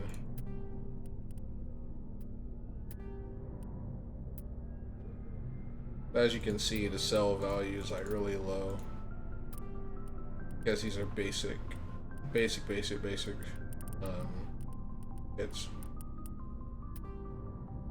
Ah shit, I didn't want to sell that.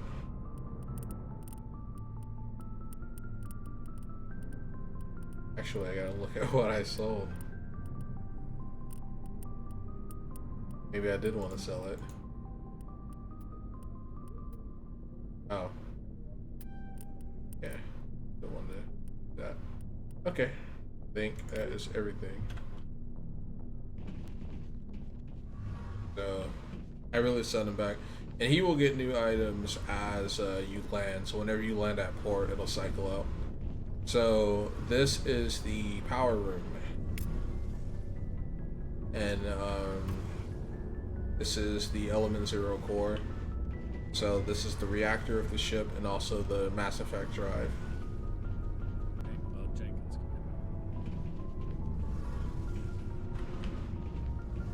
Oh yeah, pretty cool.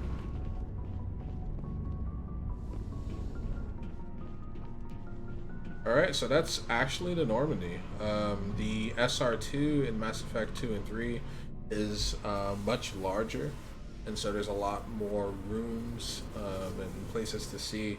But this is just a tiny frigate stealth ship designed to, you know, to hot drop your teams in and out. So that's pretty much the breadth of it.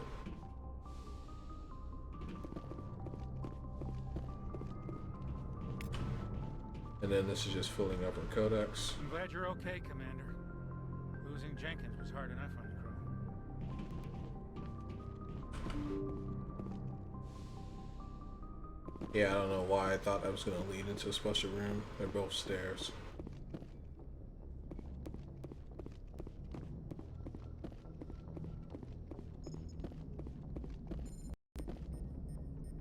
Good timing, Commander. I was just about to bring us into the Citadel.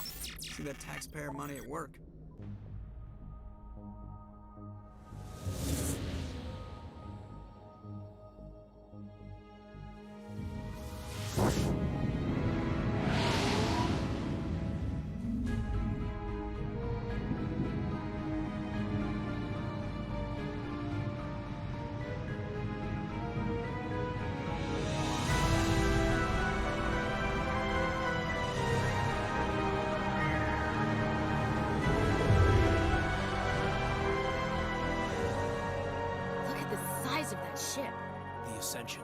Flagship of the Citadel fleet. Well, size isn't everything. Why so touchy, Joker? I'm just saying you need firepower, too. Look at that monster. Its main gun could rip through the barriers in any ship in the Alliance fleet. Good thing it's on our side, then. Citadel Control, this is SSV Normandy, requesting permission to land. Stand by for clearance, Normandy. Clearance granted. You may begin your approach. Transferring you to an Alliance operator. Roger, Alliance Tower. Normandy out. Normandy, this is Alliance Tower. Please proceed to Dock 422.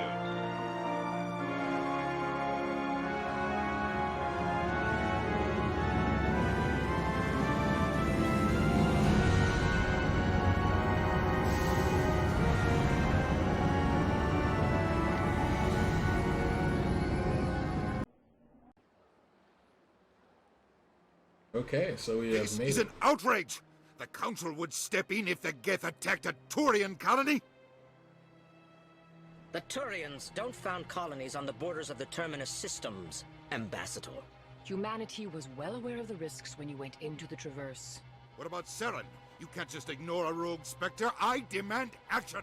You don't get to make demands of the Council, Ambassador. Citadel Security is investigating your charges against Saren. We will discuss the CSEC findings at the hearing, not before. Captain Anderson, I see you brought half your crew with you. Just the ground team from Eden Prime, in case you had any questions. I have the mission reports. I assume they're accurate? They are. Sounds like you convinced the Council to give us an audience. They were not happy about it. Saren's their top agent. They don't like him being accused of treason. Saren's a threat to every human colony out there.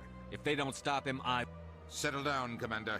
You've already done more than enough to jeopardize your candidacy for the Spectres. The mission on Eden Prime was a chance to prove you could get the job done. Instead, Nihilus ended up dead and the beacon was destroyed. That's Saren's fault, not his. Then we better hope the CSEC investigation turns up evidence to support our accusations. Otherwise, the Council might use this as an excuse to keep you out of the Spectres. Come with me, Captain. I want to go over a few things before the hearing. Shepard, you and the others can meet us at the Citadel Tower, top level. I'll make sure you have clearance to get in. And that's why I hate politicians. Yep. Alright, so this is our map. Let's click on the map and drag the cursor to scroll. Oh. Right click to place or remove a beacon. So appear on your radar, assisting F. Okay. So where are we? Oh, right here. Okay, this is us. Alright, so we probably won't need a nav point at this time. Alright, pop a quick save. Yeah, let's go ahead and hack a computer on the Citadel. Captain Hendrickson reported some unusual energy readings through the patrol of the Argos Road cluster. She had particular concerns about the Hydra system, but was recalled before a team could investigate further. No patrols are scheduled for that sector. We will send in a recon team.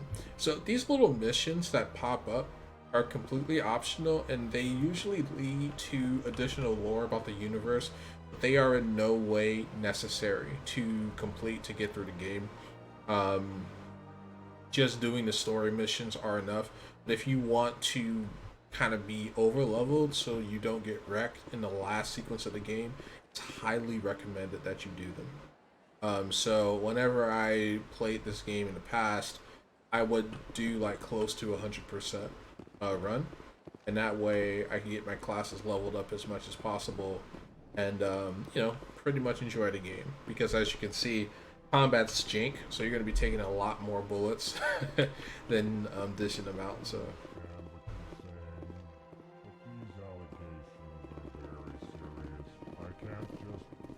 This is serious. My reputation is at stake. I spoke with the consort in confidence and her alone, and she betrayed that confidence. All right. I will look into it for you. In the meantime, do not do anything rash. So these are the Alcor. They're like giant elephant-like creatures, and I love them because they speak in a very monotone voice. They do not communicate emotion by inflection like every other species on the Citadel, including humans. They speak in a very monotone voice. That doesn't mean they're bored or disinterested. You just have to like listen to their cues. And sometimes they will describe their emotion to you if you're not an Alcor, because Alcor communicate through scent. So their body language tells the other Alcor they're speaking to what mood they're in. But for non-Alcor, they'll say things like sarcastic, blah, blah, blah, blah, blah, or, you know, curious, blah, blah, blah, blah. They will let you know what their emotional state is. Hello there, human. Sincere apology, but I am here on business and cannot be distracted right. You seem distressed. Is there something I can do to help? Alarmed response. You overheard that, did you? This is all going so wrong, and it is the Asari Consort's fault. She's the one who started all this. So see how he said alarmed response? That's how they talk to you. Pretty interesting. Who's this Asari Consort? Curious, you have not heard. You must be new to the Citadel. Everyone knows Sha'ira, the consort. I cannot speak more about this problem. It is too sensitive.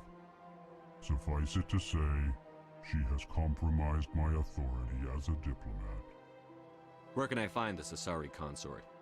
She is across the bridge from here. Her offices are easy enough to spot. Good day, human. Pleased greeting. Human, it is always good to see your I am Ambassador Kalen. Genuine query.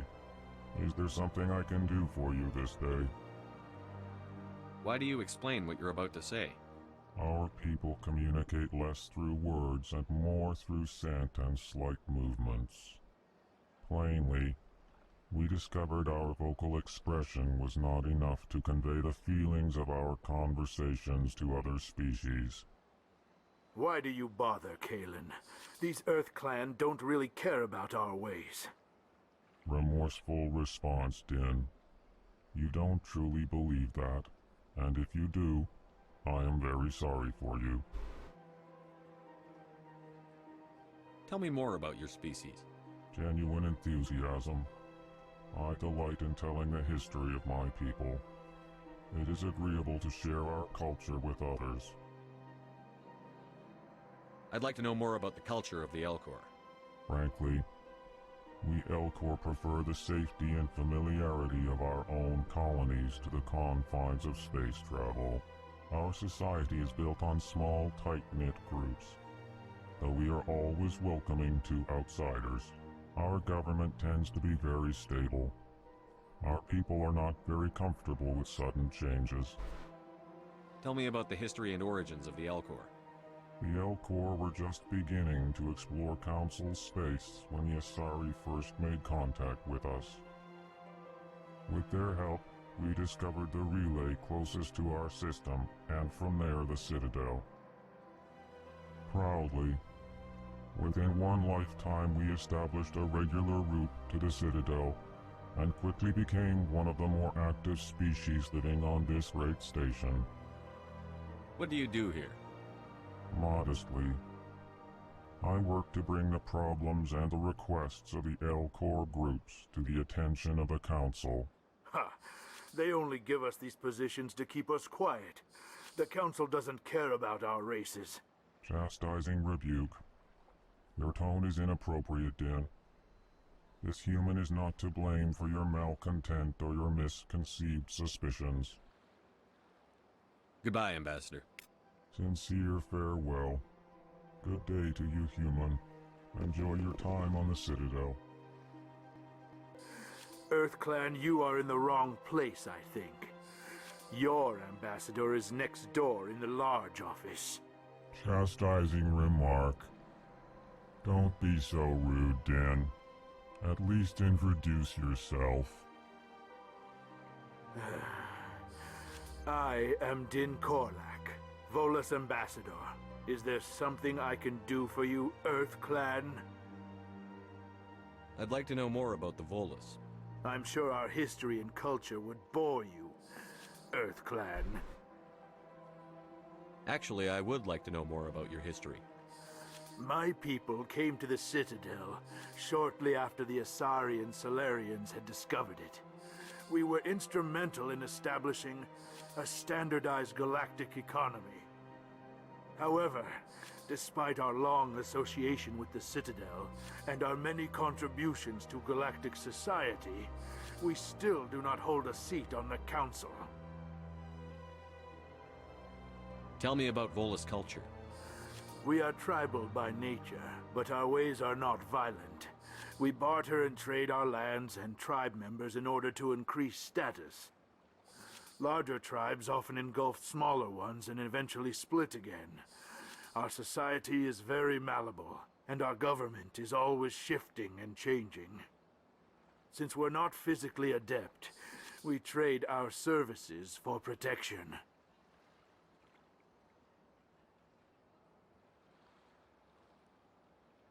What is this place? You are in the embassy for the Volus and the Alcor. Your ambassador is next door, in his own office. In this shared space, I aid my fellow Volus when I'm not being interrupted. You seem to have a bit of a chip on your shoulder, Din. You humans are new to the Citadel, and yet the Council has granted you great favor. Chastising rebuke, Din. Your species has always been granted many concessions. Volus territory has expanded tenfold since coming to the Citadel. Details. We still have no real say in the decisions that affect Citadel space. What is it you do here? I look out for the best interests of the Volus people. No easy task considering how often we are overlooked by the Council. Chastising rebuke, Din. The Council favors your species greatly. You are naive. The EarthClan will be invited to the Council long before our species will. Why aren't the Volus or Alcor part of the Council? All species must prove themselves before they join the Council. All but the EarthClans, it would seem. Dismissive. Ignore the Volus ambassador, human. He is incorrect in his assessment. Really? How long have we been waiting? How long do you think we'll continue to wait? Bah, this talk is wasted on the humans. Goodbye, Ambassador. Yes, yes. Good day, EarthClan. Okay, so that's a lot of conversation, and it's a very important conversation. The Citadel, as you can see, is a massive installation, and this is the Presidium. The Presidium is the ring-like structure that we saw in the center.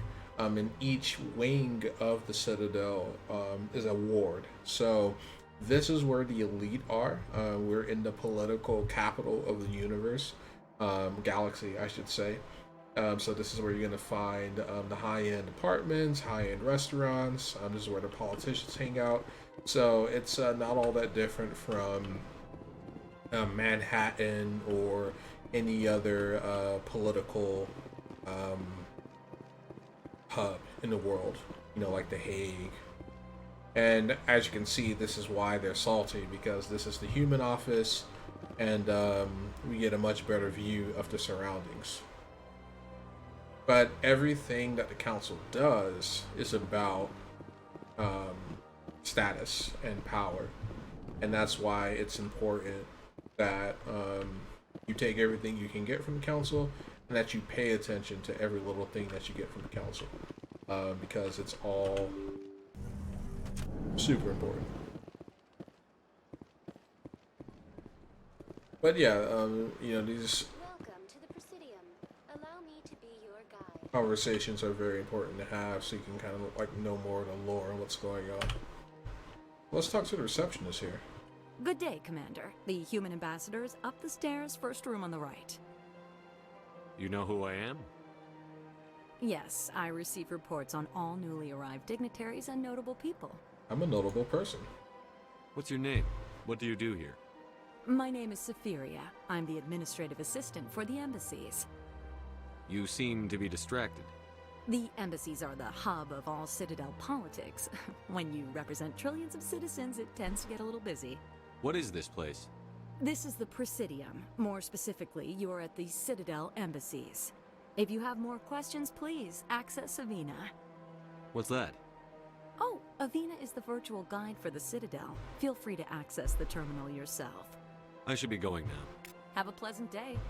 Yeah, Avina is Space Siri.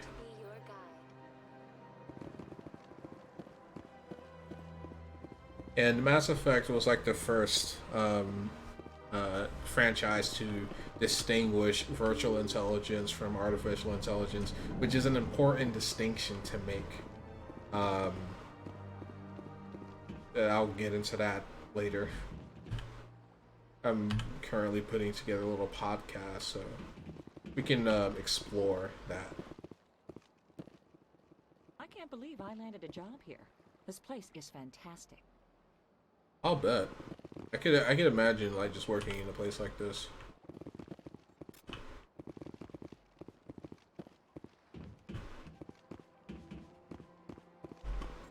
Human, delighted, welcome. It is good to meet you.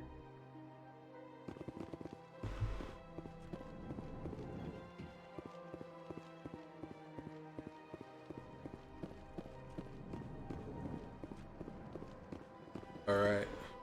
Executor Palin. I think this is the gentleman we just spoke to at the council, because this is all embassies, so this should be his office. Commander Shepard, I didn't expect to see you here. Did Ambassador Udina send you? Have we met before? No, but I know you well enough. I'm Executor Palin, head of CSEC. It's my job to know when someone like you arrives on the Citadel. Was there something you needed, Commander? Tell me about your investigation into Saren. Sorry, Commander. I don't make a habit of giving out details about ongoing investigations. Tell me about CSEC. CSEC provides necessary police and security services throughout the Citadel. We're a civilian government agency, though many of our members have had military training. Of course, as the CSEC representative to the Council, I spend most of my time liaising between... What do you know about the Spectres? They're the right hand of the Council, or so they like to be called. More like the underhanded side of the Council. What do you have against the Spectres? I can't abide any organization that considers itself above the law. Especially when it's left up to each individual Spectre to decide when and how to bend the rules. Sometimes you have to bend the law to keep people safe. I've been with CSEC for 30 years. I've never had to break the law to do my job, not once. Yeah, right. You expect us to believe none of your officers are corrupt? There are over 200,000 CSEC agents. Some of them are going to be bad. But we don't turn a blind eye to corruption like the Spectres do. We do our best to find and punish any officer who breaks the law. Spectres? They'll never come under that kind of scrutiny. The galaxy needs people like that. People who do the dirty jobs. I agree. But they need to be held to a higher standard. They need to be accountable. Saren's out of control. We both know that. But because he's a Spectre, the Council doesn't want to do anything about it. Is that the kind of person this galaxy needs? But not all Spectres are like Saren. True. But the potential is always there. I get the feeling you're not too fond of humans. No, I just don't trust your kind. Not yet. You humans are eager to take all the power you can get, and you're being given a lot. If the Council wants to make humanity their new favorite pet, that's their business. But I don't have to like it. The Council treats us like second-class citizens. We have to fight for everything we get. Good. Then fight for it. But don't expect the rest of us to just sit back and let you take it. I'm a busy man, Commander. Are we done here? I'll be going now. Goodbye, Commander. So yeah, that is the Chief of CSEC, Executive Palin. It was not the councilman that we spoke to earlier. But yeah, as you can see, he's got a certain edge about him. You know, he's kind of like the career cop, so to speak. And I like him. I like him as a character. I think he's pretty interesting. He's a straight shooter, and you have to respect that. You have to respect that. The following message was transmitted from an untraceable account to multiple recipients across the extranet. Further monitoring of the situation is warranted. My fellow Biotic, you've been selected to receive the transmission because of our shared plight. You understand us, fewer tolerate us, we must stand together, we must build our own new world. Come join us in a hockey at a cluster. Only as one body can right the wrongs done to our kind. I remember this mission, and it is tough. If you don't have biotic resistance, you're gonna get destroyed. And especially if you're playing as a light armor class, like a biotic or even my class. Like my class can equip medium armor, but still. This place seems strange. I wish there were more humans around. Yeah. Don't believe the rumors. The consort would never reveal her secrets. Of course she would. She'd be tossed out the nearest airlock if she did. I suppose. Besides, Nick, the consort's nothing like the girls back on the colonies. She's... You don't have to do it with her. You can just talk to her if you want. Is that all you did, Jazz? Just talk? I didn't say that. Ha! I bet you did too. But you... Oh, Commander. Is there something I can do for you? Relax, Private. This isn't an inspection. Right, sorry. What can I do for you, Commander? What can you tell me about the Asari Consort? Well, she's an Asari who works here as... That is, she helps people with things. You never went to see her, did you, Fredericks? No, I never did. I couldn't afford it. It costs half a year's credits just to go in and talk to her. Can you at least tell me where I can find her? Sure. She's across the bridge from the embassies. Thanks, kid. Have fun. Try not to get into too much trouble. I will. Have fun, that is.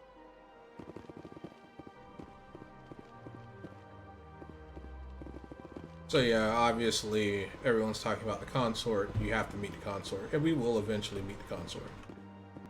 I don't have time to talk now. I'm very busy. She, if I remember correctly, she has an interesting quest line, but you won't be able to talk to her until you develop further in the story. So that's the neat thing about this game. It encourages you to revisit areas. Hello, Commander. Can I get you something? You know who I am? Your arrival created a bigger-than-average stir among the diplomats and hangers-on around here. There's always something new happening around here. I could fill you in on some points of interest if you'd like. What's going on around here? Well, you found the embassies, not much going on here. Across the bridge, you'll find the bank, the Emporium, and Shaira's. If you haven't heard of her, you soon will. If you need supplies, you can try the markets one level below. For entertainment, I'd try Flux or Cora's Den. Tell me about Flux and Cora's Den. Well, Flux has gambling and dancing, certainly more lively than this place. Cora's Den, on the other hand, well, let's just say it's livelier and deadlier, all at the same time. What is Sha'ira's? The Consort, she entertains clients who can afford her services. Most of the diplomats and ambassadors have visited her at one time or another. She's a very powerful woman, but also very respected. Goodbye. So long, Commander. Have a pleasant day. Bartenders have always fulfilled their their function in like every video game ever. They always know what's going on.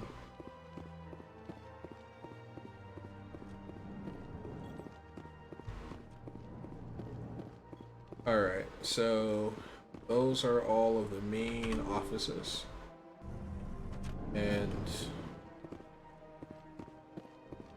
thanks to modern technology, we pretty much get to where we need to go really fast. Greetings and welcome to the Presidium. My name is Avina, and I am pleased to be your virtual guide throughout this level of the Citadel space station. So are you a person or a program? I am a fully interactive virtual intelligence, programmed to provide spontaneous guidance at predetermined locations of interest throughout this level of the Citadel. I may also be contacted through any of the Presidium VI terminals, should you require assistance. Give me the tour. You are standing at Presidium Tourism Terminal 1. On either side of this lobby are the embassies of the various Citadel races, along with CSEC headquarters. On the far end of this level, you can see the Citadel Tower, where the Council meets regularly to discuss matters of interstellar importance. What can you tell me about the Citadel Council? Originally, the Council consisted of representatives from the Asari and Solarians, the two dominant species in Citadel space. Roughly 1,304 galactic standard years ago, Turians were invited to join the Council in recognition of the role they played during the Krogan Rebellion. Since then, the three Council races have worked together to ensure the peaceful coexistence of the galactic community, while preserving individual autonomy for each species. It can't be as simple as that. There must be problems somewhere in the system. I am not programmed to make that kind of qualified judgment. My code is limited to information and simple interaction simulations. I want to know more about Citadel Security. Citadel Security serves as law enforcement for all regions of the Citadel, though the majority of officers serve in the wards. Executor Palin, a Turian, is the current head of CSEC, but individuals from virtually every species across Citadel space serve as officers beneath him. If you wish to learn more, Executor Palin's office is located in the CSEC headquarters just across the lobby.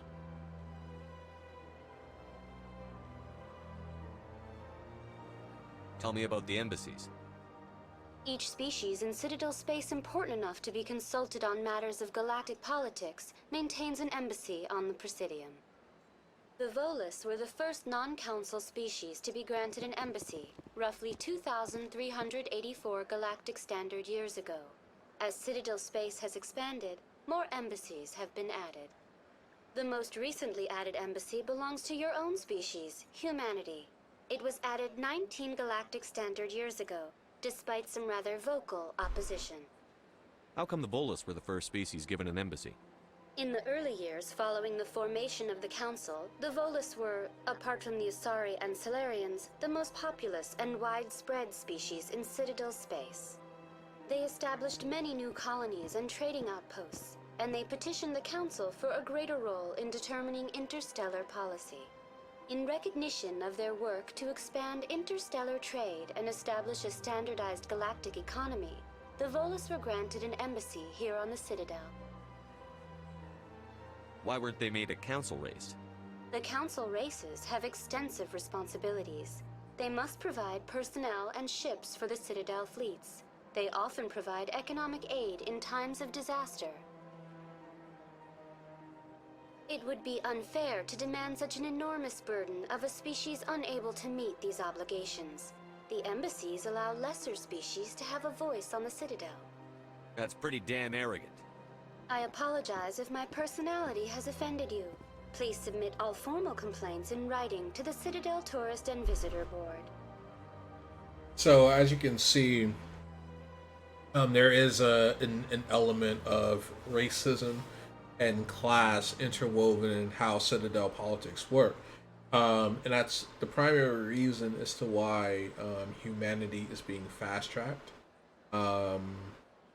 Like getting an embassy and being considered for Spectre status, because humanity has proven that it can be a partner in a galaxy after the First Contact War. And that was between the Turians and the humans. And the Turians left that conflict respecting humanity and what humanity is capable of. So the Volus, as we know, they're not physically adept, and they wear pressure suits that allows them to interact in atmospheres that are hostile to them. So if you rupture their envirosuits, then they will rupture because their home world is a high pressure planet. So they could not serve the capacity that the Turians, Asari, and Solarians serve in. They're also like really short as well. So, you know, this is just a logical decision to make. But yeah, it's still racist. You know, it's still racist. But you know, what are you gonna do? Like, they literally can't do what the other races can. And that's why, you know, she was coded to respond in that way. But the question is, who programmed her, right? And this kind of goes to a larger issue of artificial intelligence carrying on the biases of the programmers and the attitudes of the programmers. So, interesting tidbit they added to the game. Why were people trying to keep my species out?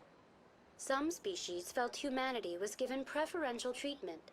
It often takes a century or more before a new species is granted an embassy. The Council gave a great deal of thought to this matter. In the end, they decided humanity's impact on Citadel space was significant enough to warrant an embassy. Do you know anything about Spectres? The term Spectre is derived from the branch of Special Tactics and Reconnaissance. Each Spectre agent is handpicked by the Council. Their primary role is preserving galactic stability and resolving volatile situations that cannot be handled through normal political channels. In this role, they are granted extraterritorial rights and jurisdictions. Spectres answer to no law or authority except the Council itself. Goodbye. Goodbye, and thank you for using Avina.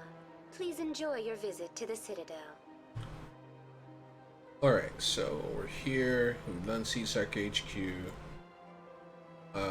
and you can fast travel to any of these locations here, but I guess we could take the long way. So we'll go to the consort chambers, and then we'll end episode 1. So this arrow says to CSEC Academy, and I guess that is correct. But yeah, I'd prefer to take the long way around because you can see more of the world and architecture. Mass Effect has some of the best architecture and design I've ever seen in a sci-fi game, so you know, definitely hats off to them. But you know, it's all art is iterative, and as you can see from the designs of these cars and you know to some of the architecture, if you're a Star Wars fan or a Star Trek fan, this was going to look pretty familiar to you. So you know, artists learn from one another and they grow. But yeah, the Presidium is pretty sweet, and I actually have a rendition of the Presidium as one of my wallpapers for Zoom when I'm doing my office meetings. So that's paying my homage to Mass Effect even when I'm at work. But my coworkers like it. They thought it was a pretty cool picture. But you know, they're not gamers, or at least, you know, RPG gamers. That's why.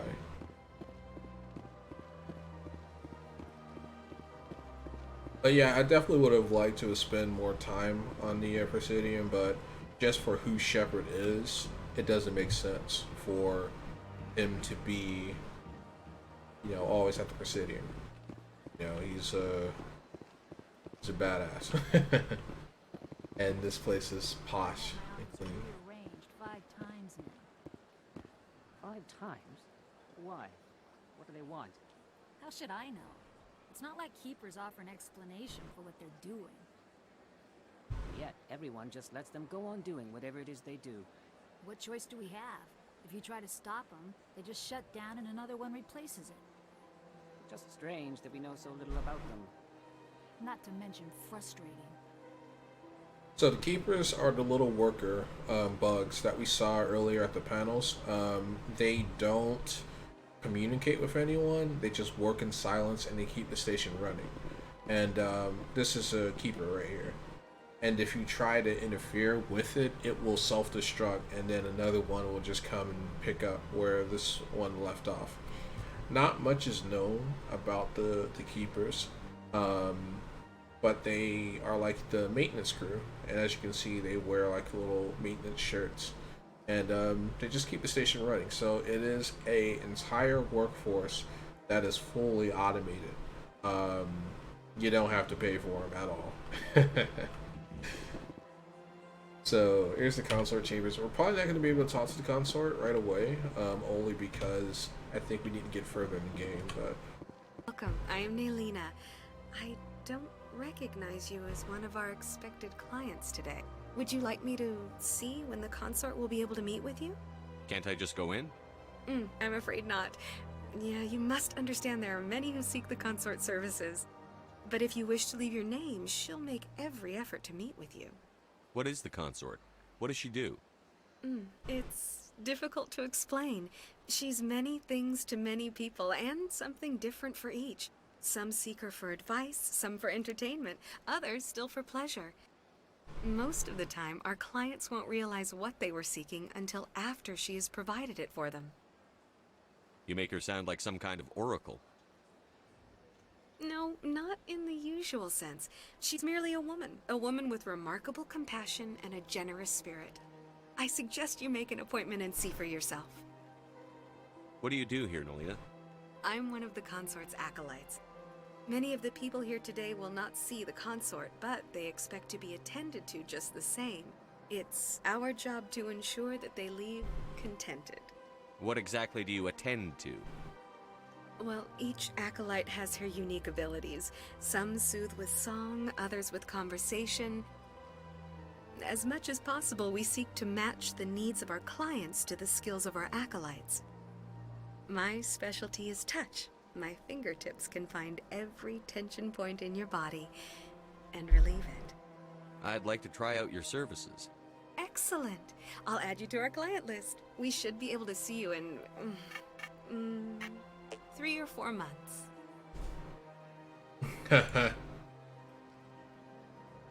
Nobody's worth that much of a wait. Well, that's not for me to judge. I have your name and you'll be contacted. Is there anything else? I think I'm done here. Oh, well, I hope you'll return again in the future. We always enjoy seeing new clients. Nelina. Yes, Shaira? Send the commander up to see me. I wish to speak with him.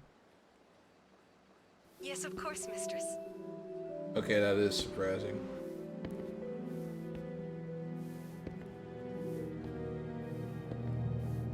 Huh. It appears the consort has taken notice of you. She'd like to meet with you now. What does she want to see me for? I don't know. You'll have to ask her yourself. Just head upstairs. She'll be waiting for you.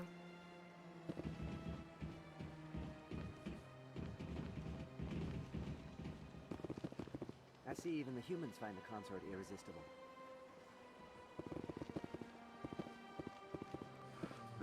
first time.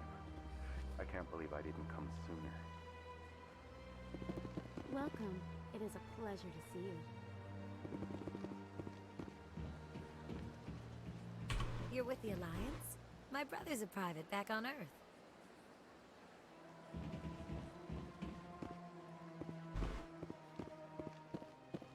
Yeah, we're pretty much like a military junta. If you see a human out here, they're like 9 times out of 10 Alliance.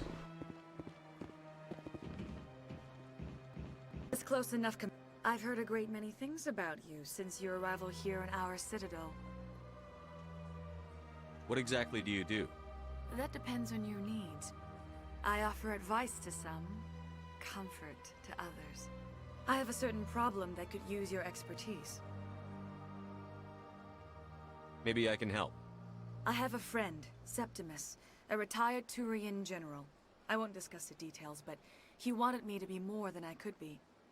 We had a falling out. Now he spends his days in Korra's den, drinking and spreading lies about me. If you would speak to him as a fellow soldier, I believe he will listen to you and let the matter be. What happened between you? I respect his privacy too much to go into the details. If he wishes to tell you what happened, that is his prerogative. What exactly do you want me to tell him? Appeal to his sense of honor. Remind him of his position as a general. If you can convince him to stop spreading lies about me, I would be very grateful.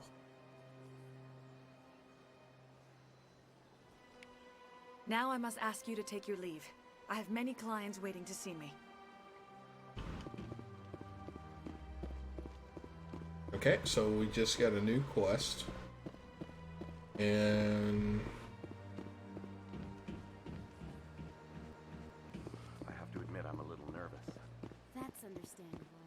Many are a little let's go ahead and buzz out here. And again, remember, this is 2007, so a lot of the areas you may feel are like kind of plain. Like the Consort's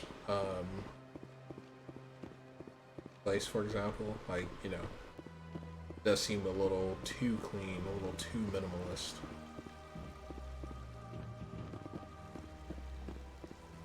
But things do get more detailed over time. Welcome to Presidium Tourism Terminal 3. Here in the financial district, a number of businesses offer various goods and services to their exclusive clientele. The statue you see before you was commissioned to honor the Krogan soldiers who gave their lives to protect Citadel space during the Rachni Wars. In the aftermath of the Krogan Rebellions, several embassies petitioned to have the statue removed. However, this motion was eventually quashed by the Council. What were the Rachni Wars? Nearly 2,200 years ago, explorers seeking to expand Citadel space opened up mass relays leading to systems controlled by the Rachni. A highly intelligent and aggressive insect race, the Rachni unleashed a war of conquest against the rest of the galaxy that lasted for nearly 3 centuries. The emergence of the Krogan finally turned the tide in favor of the Citadel species. Krogan forces provided the numbers necessary to halt the Rachni advance and drive them back. The Krogan then pursued their retreating fleets. Able to survive the harsh environments of the Rachni homeworlds, the Krogan hunted their enemy to extinction. Was it really necessary to wipe them out? I am sorry, but a value judgment of that nature goes beyond my programming. Tell me more about the Krogan Rebellions. In recognition of their efforts during the Rachni Wars, the Krogan were granted several new colony worlds by the Council. Over the next 400 years, the Krogan species began to expand. Blessed with an extremely high birth rate, their numbers began to swell. Faced with a critical overpopulation crisis, the Krogan started a violent colonization of nearby worlds inhabited by other Council species. The Krogan Rebellions had begun. For a full century, the Council and its member species fought to bring the Krogan under control. With the aid of the newly discovered Turian Empire, they were ultimately successful. You needed the Krogan to stop the Rachni, then you needed the Turians to stop the Krogan. So who's gonna stop the Turians? I am sorry, but that question is beyond my programming parameters. The Turians are members of the Citadel Council. They are not a threat to galactic peace. Why did the Council fight so hard to keep the statue? The Krogan were instrumental in saving the galaxy from the Rachni threat. The Council believed this historical fact should not be forgotten. The Council also hoped that preserving the memorial would improve diplomatic relations with the Krogan and bring about a peaceful resolution to the rebellions. Unfortunately, the Krogan refused to negotiate and only surrendered after their population and homeworlds had been ravaged by the Turians. Serves them right. That's all for now. Thank you for using Avina. Have a pleasant day. So yeah, you just learn about all kinds of little interesting tidbits. Like, I know I should have ended like 20 minutes ago, but I can't stop playing. I love this game. I love this game so much. I love this this universe. Just the lore. It's very, very well done.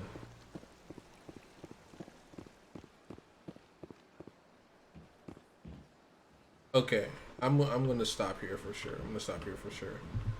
This is like a Galactic Apple Store, but there's the Emporium Shopkeeper, and I don't remember. Oh, the Hanar, yeah, Hanar, and they're like floating tentacle life forms, and I like the Hanar. They're pretty cool.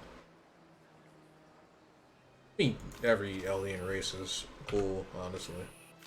But yeah. So we'll go ahead, stop here, and then pick up episode 2 tomorrow. And yeah, episode 2, depending on how much time I have, I doubt I'll be able to finish all 3 games in a week, just because I have a day job. But yeah, because like a full playthrough averages about 22 to 23 hours. So like if I had a whole day and I didn't sleep, I could 100% Mass Effect in 3 days. But I have a day job and I need sleep, so yeah, it's definitely not gonna happen. But this was great, so thank you for watching, and I will catch you next time. Go ahead and end here.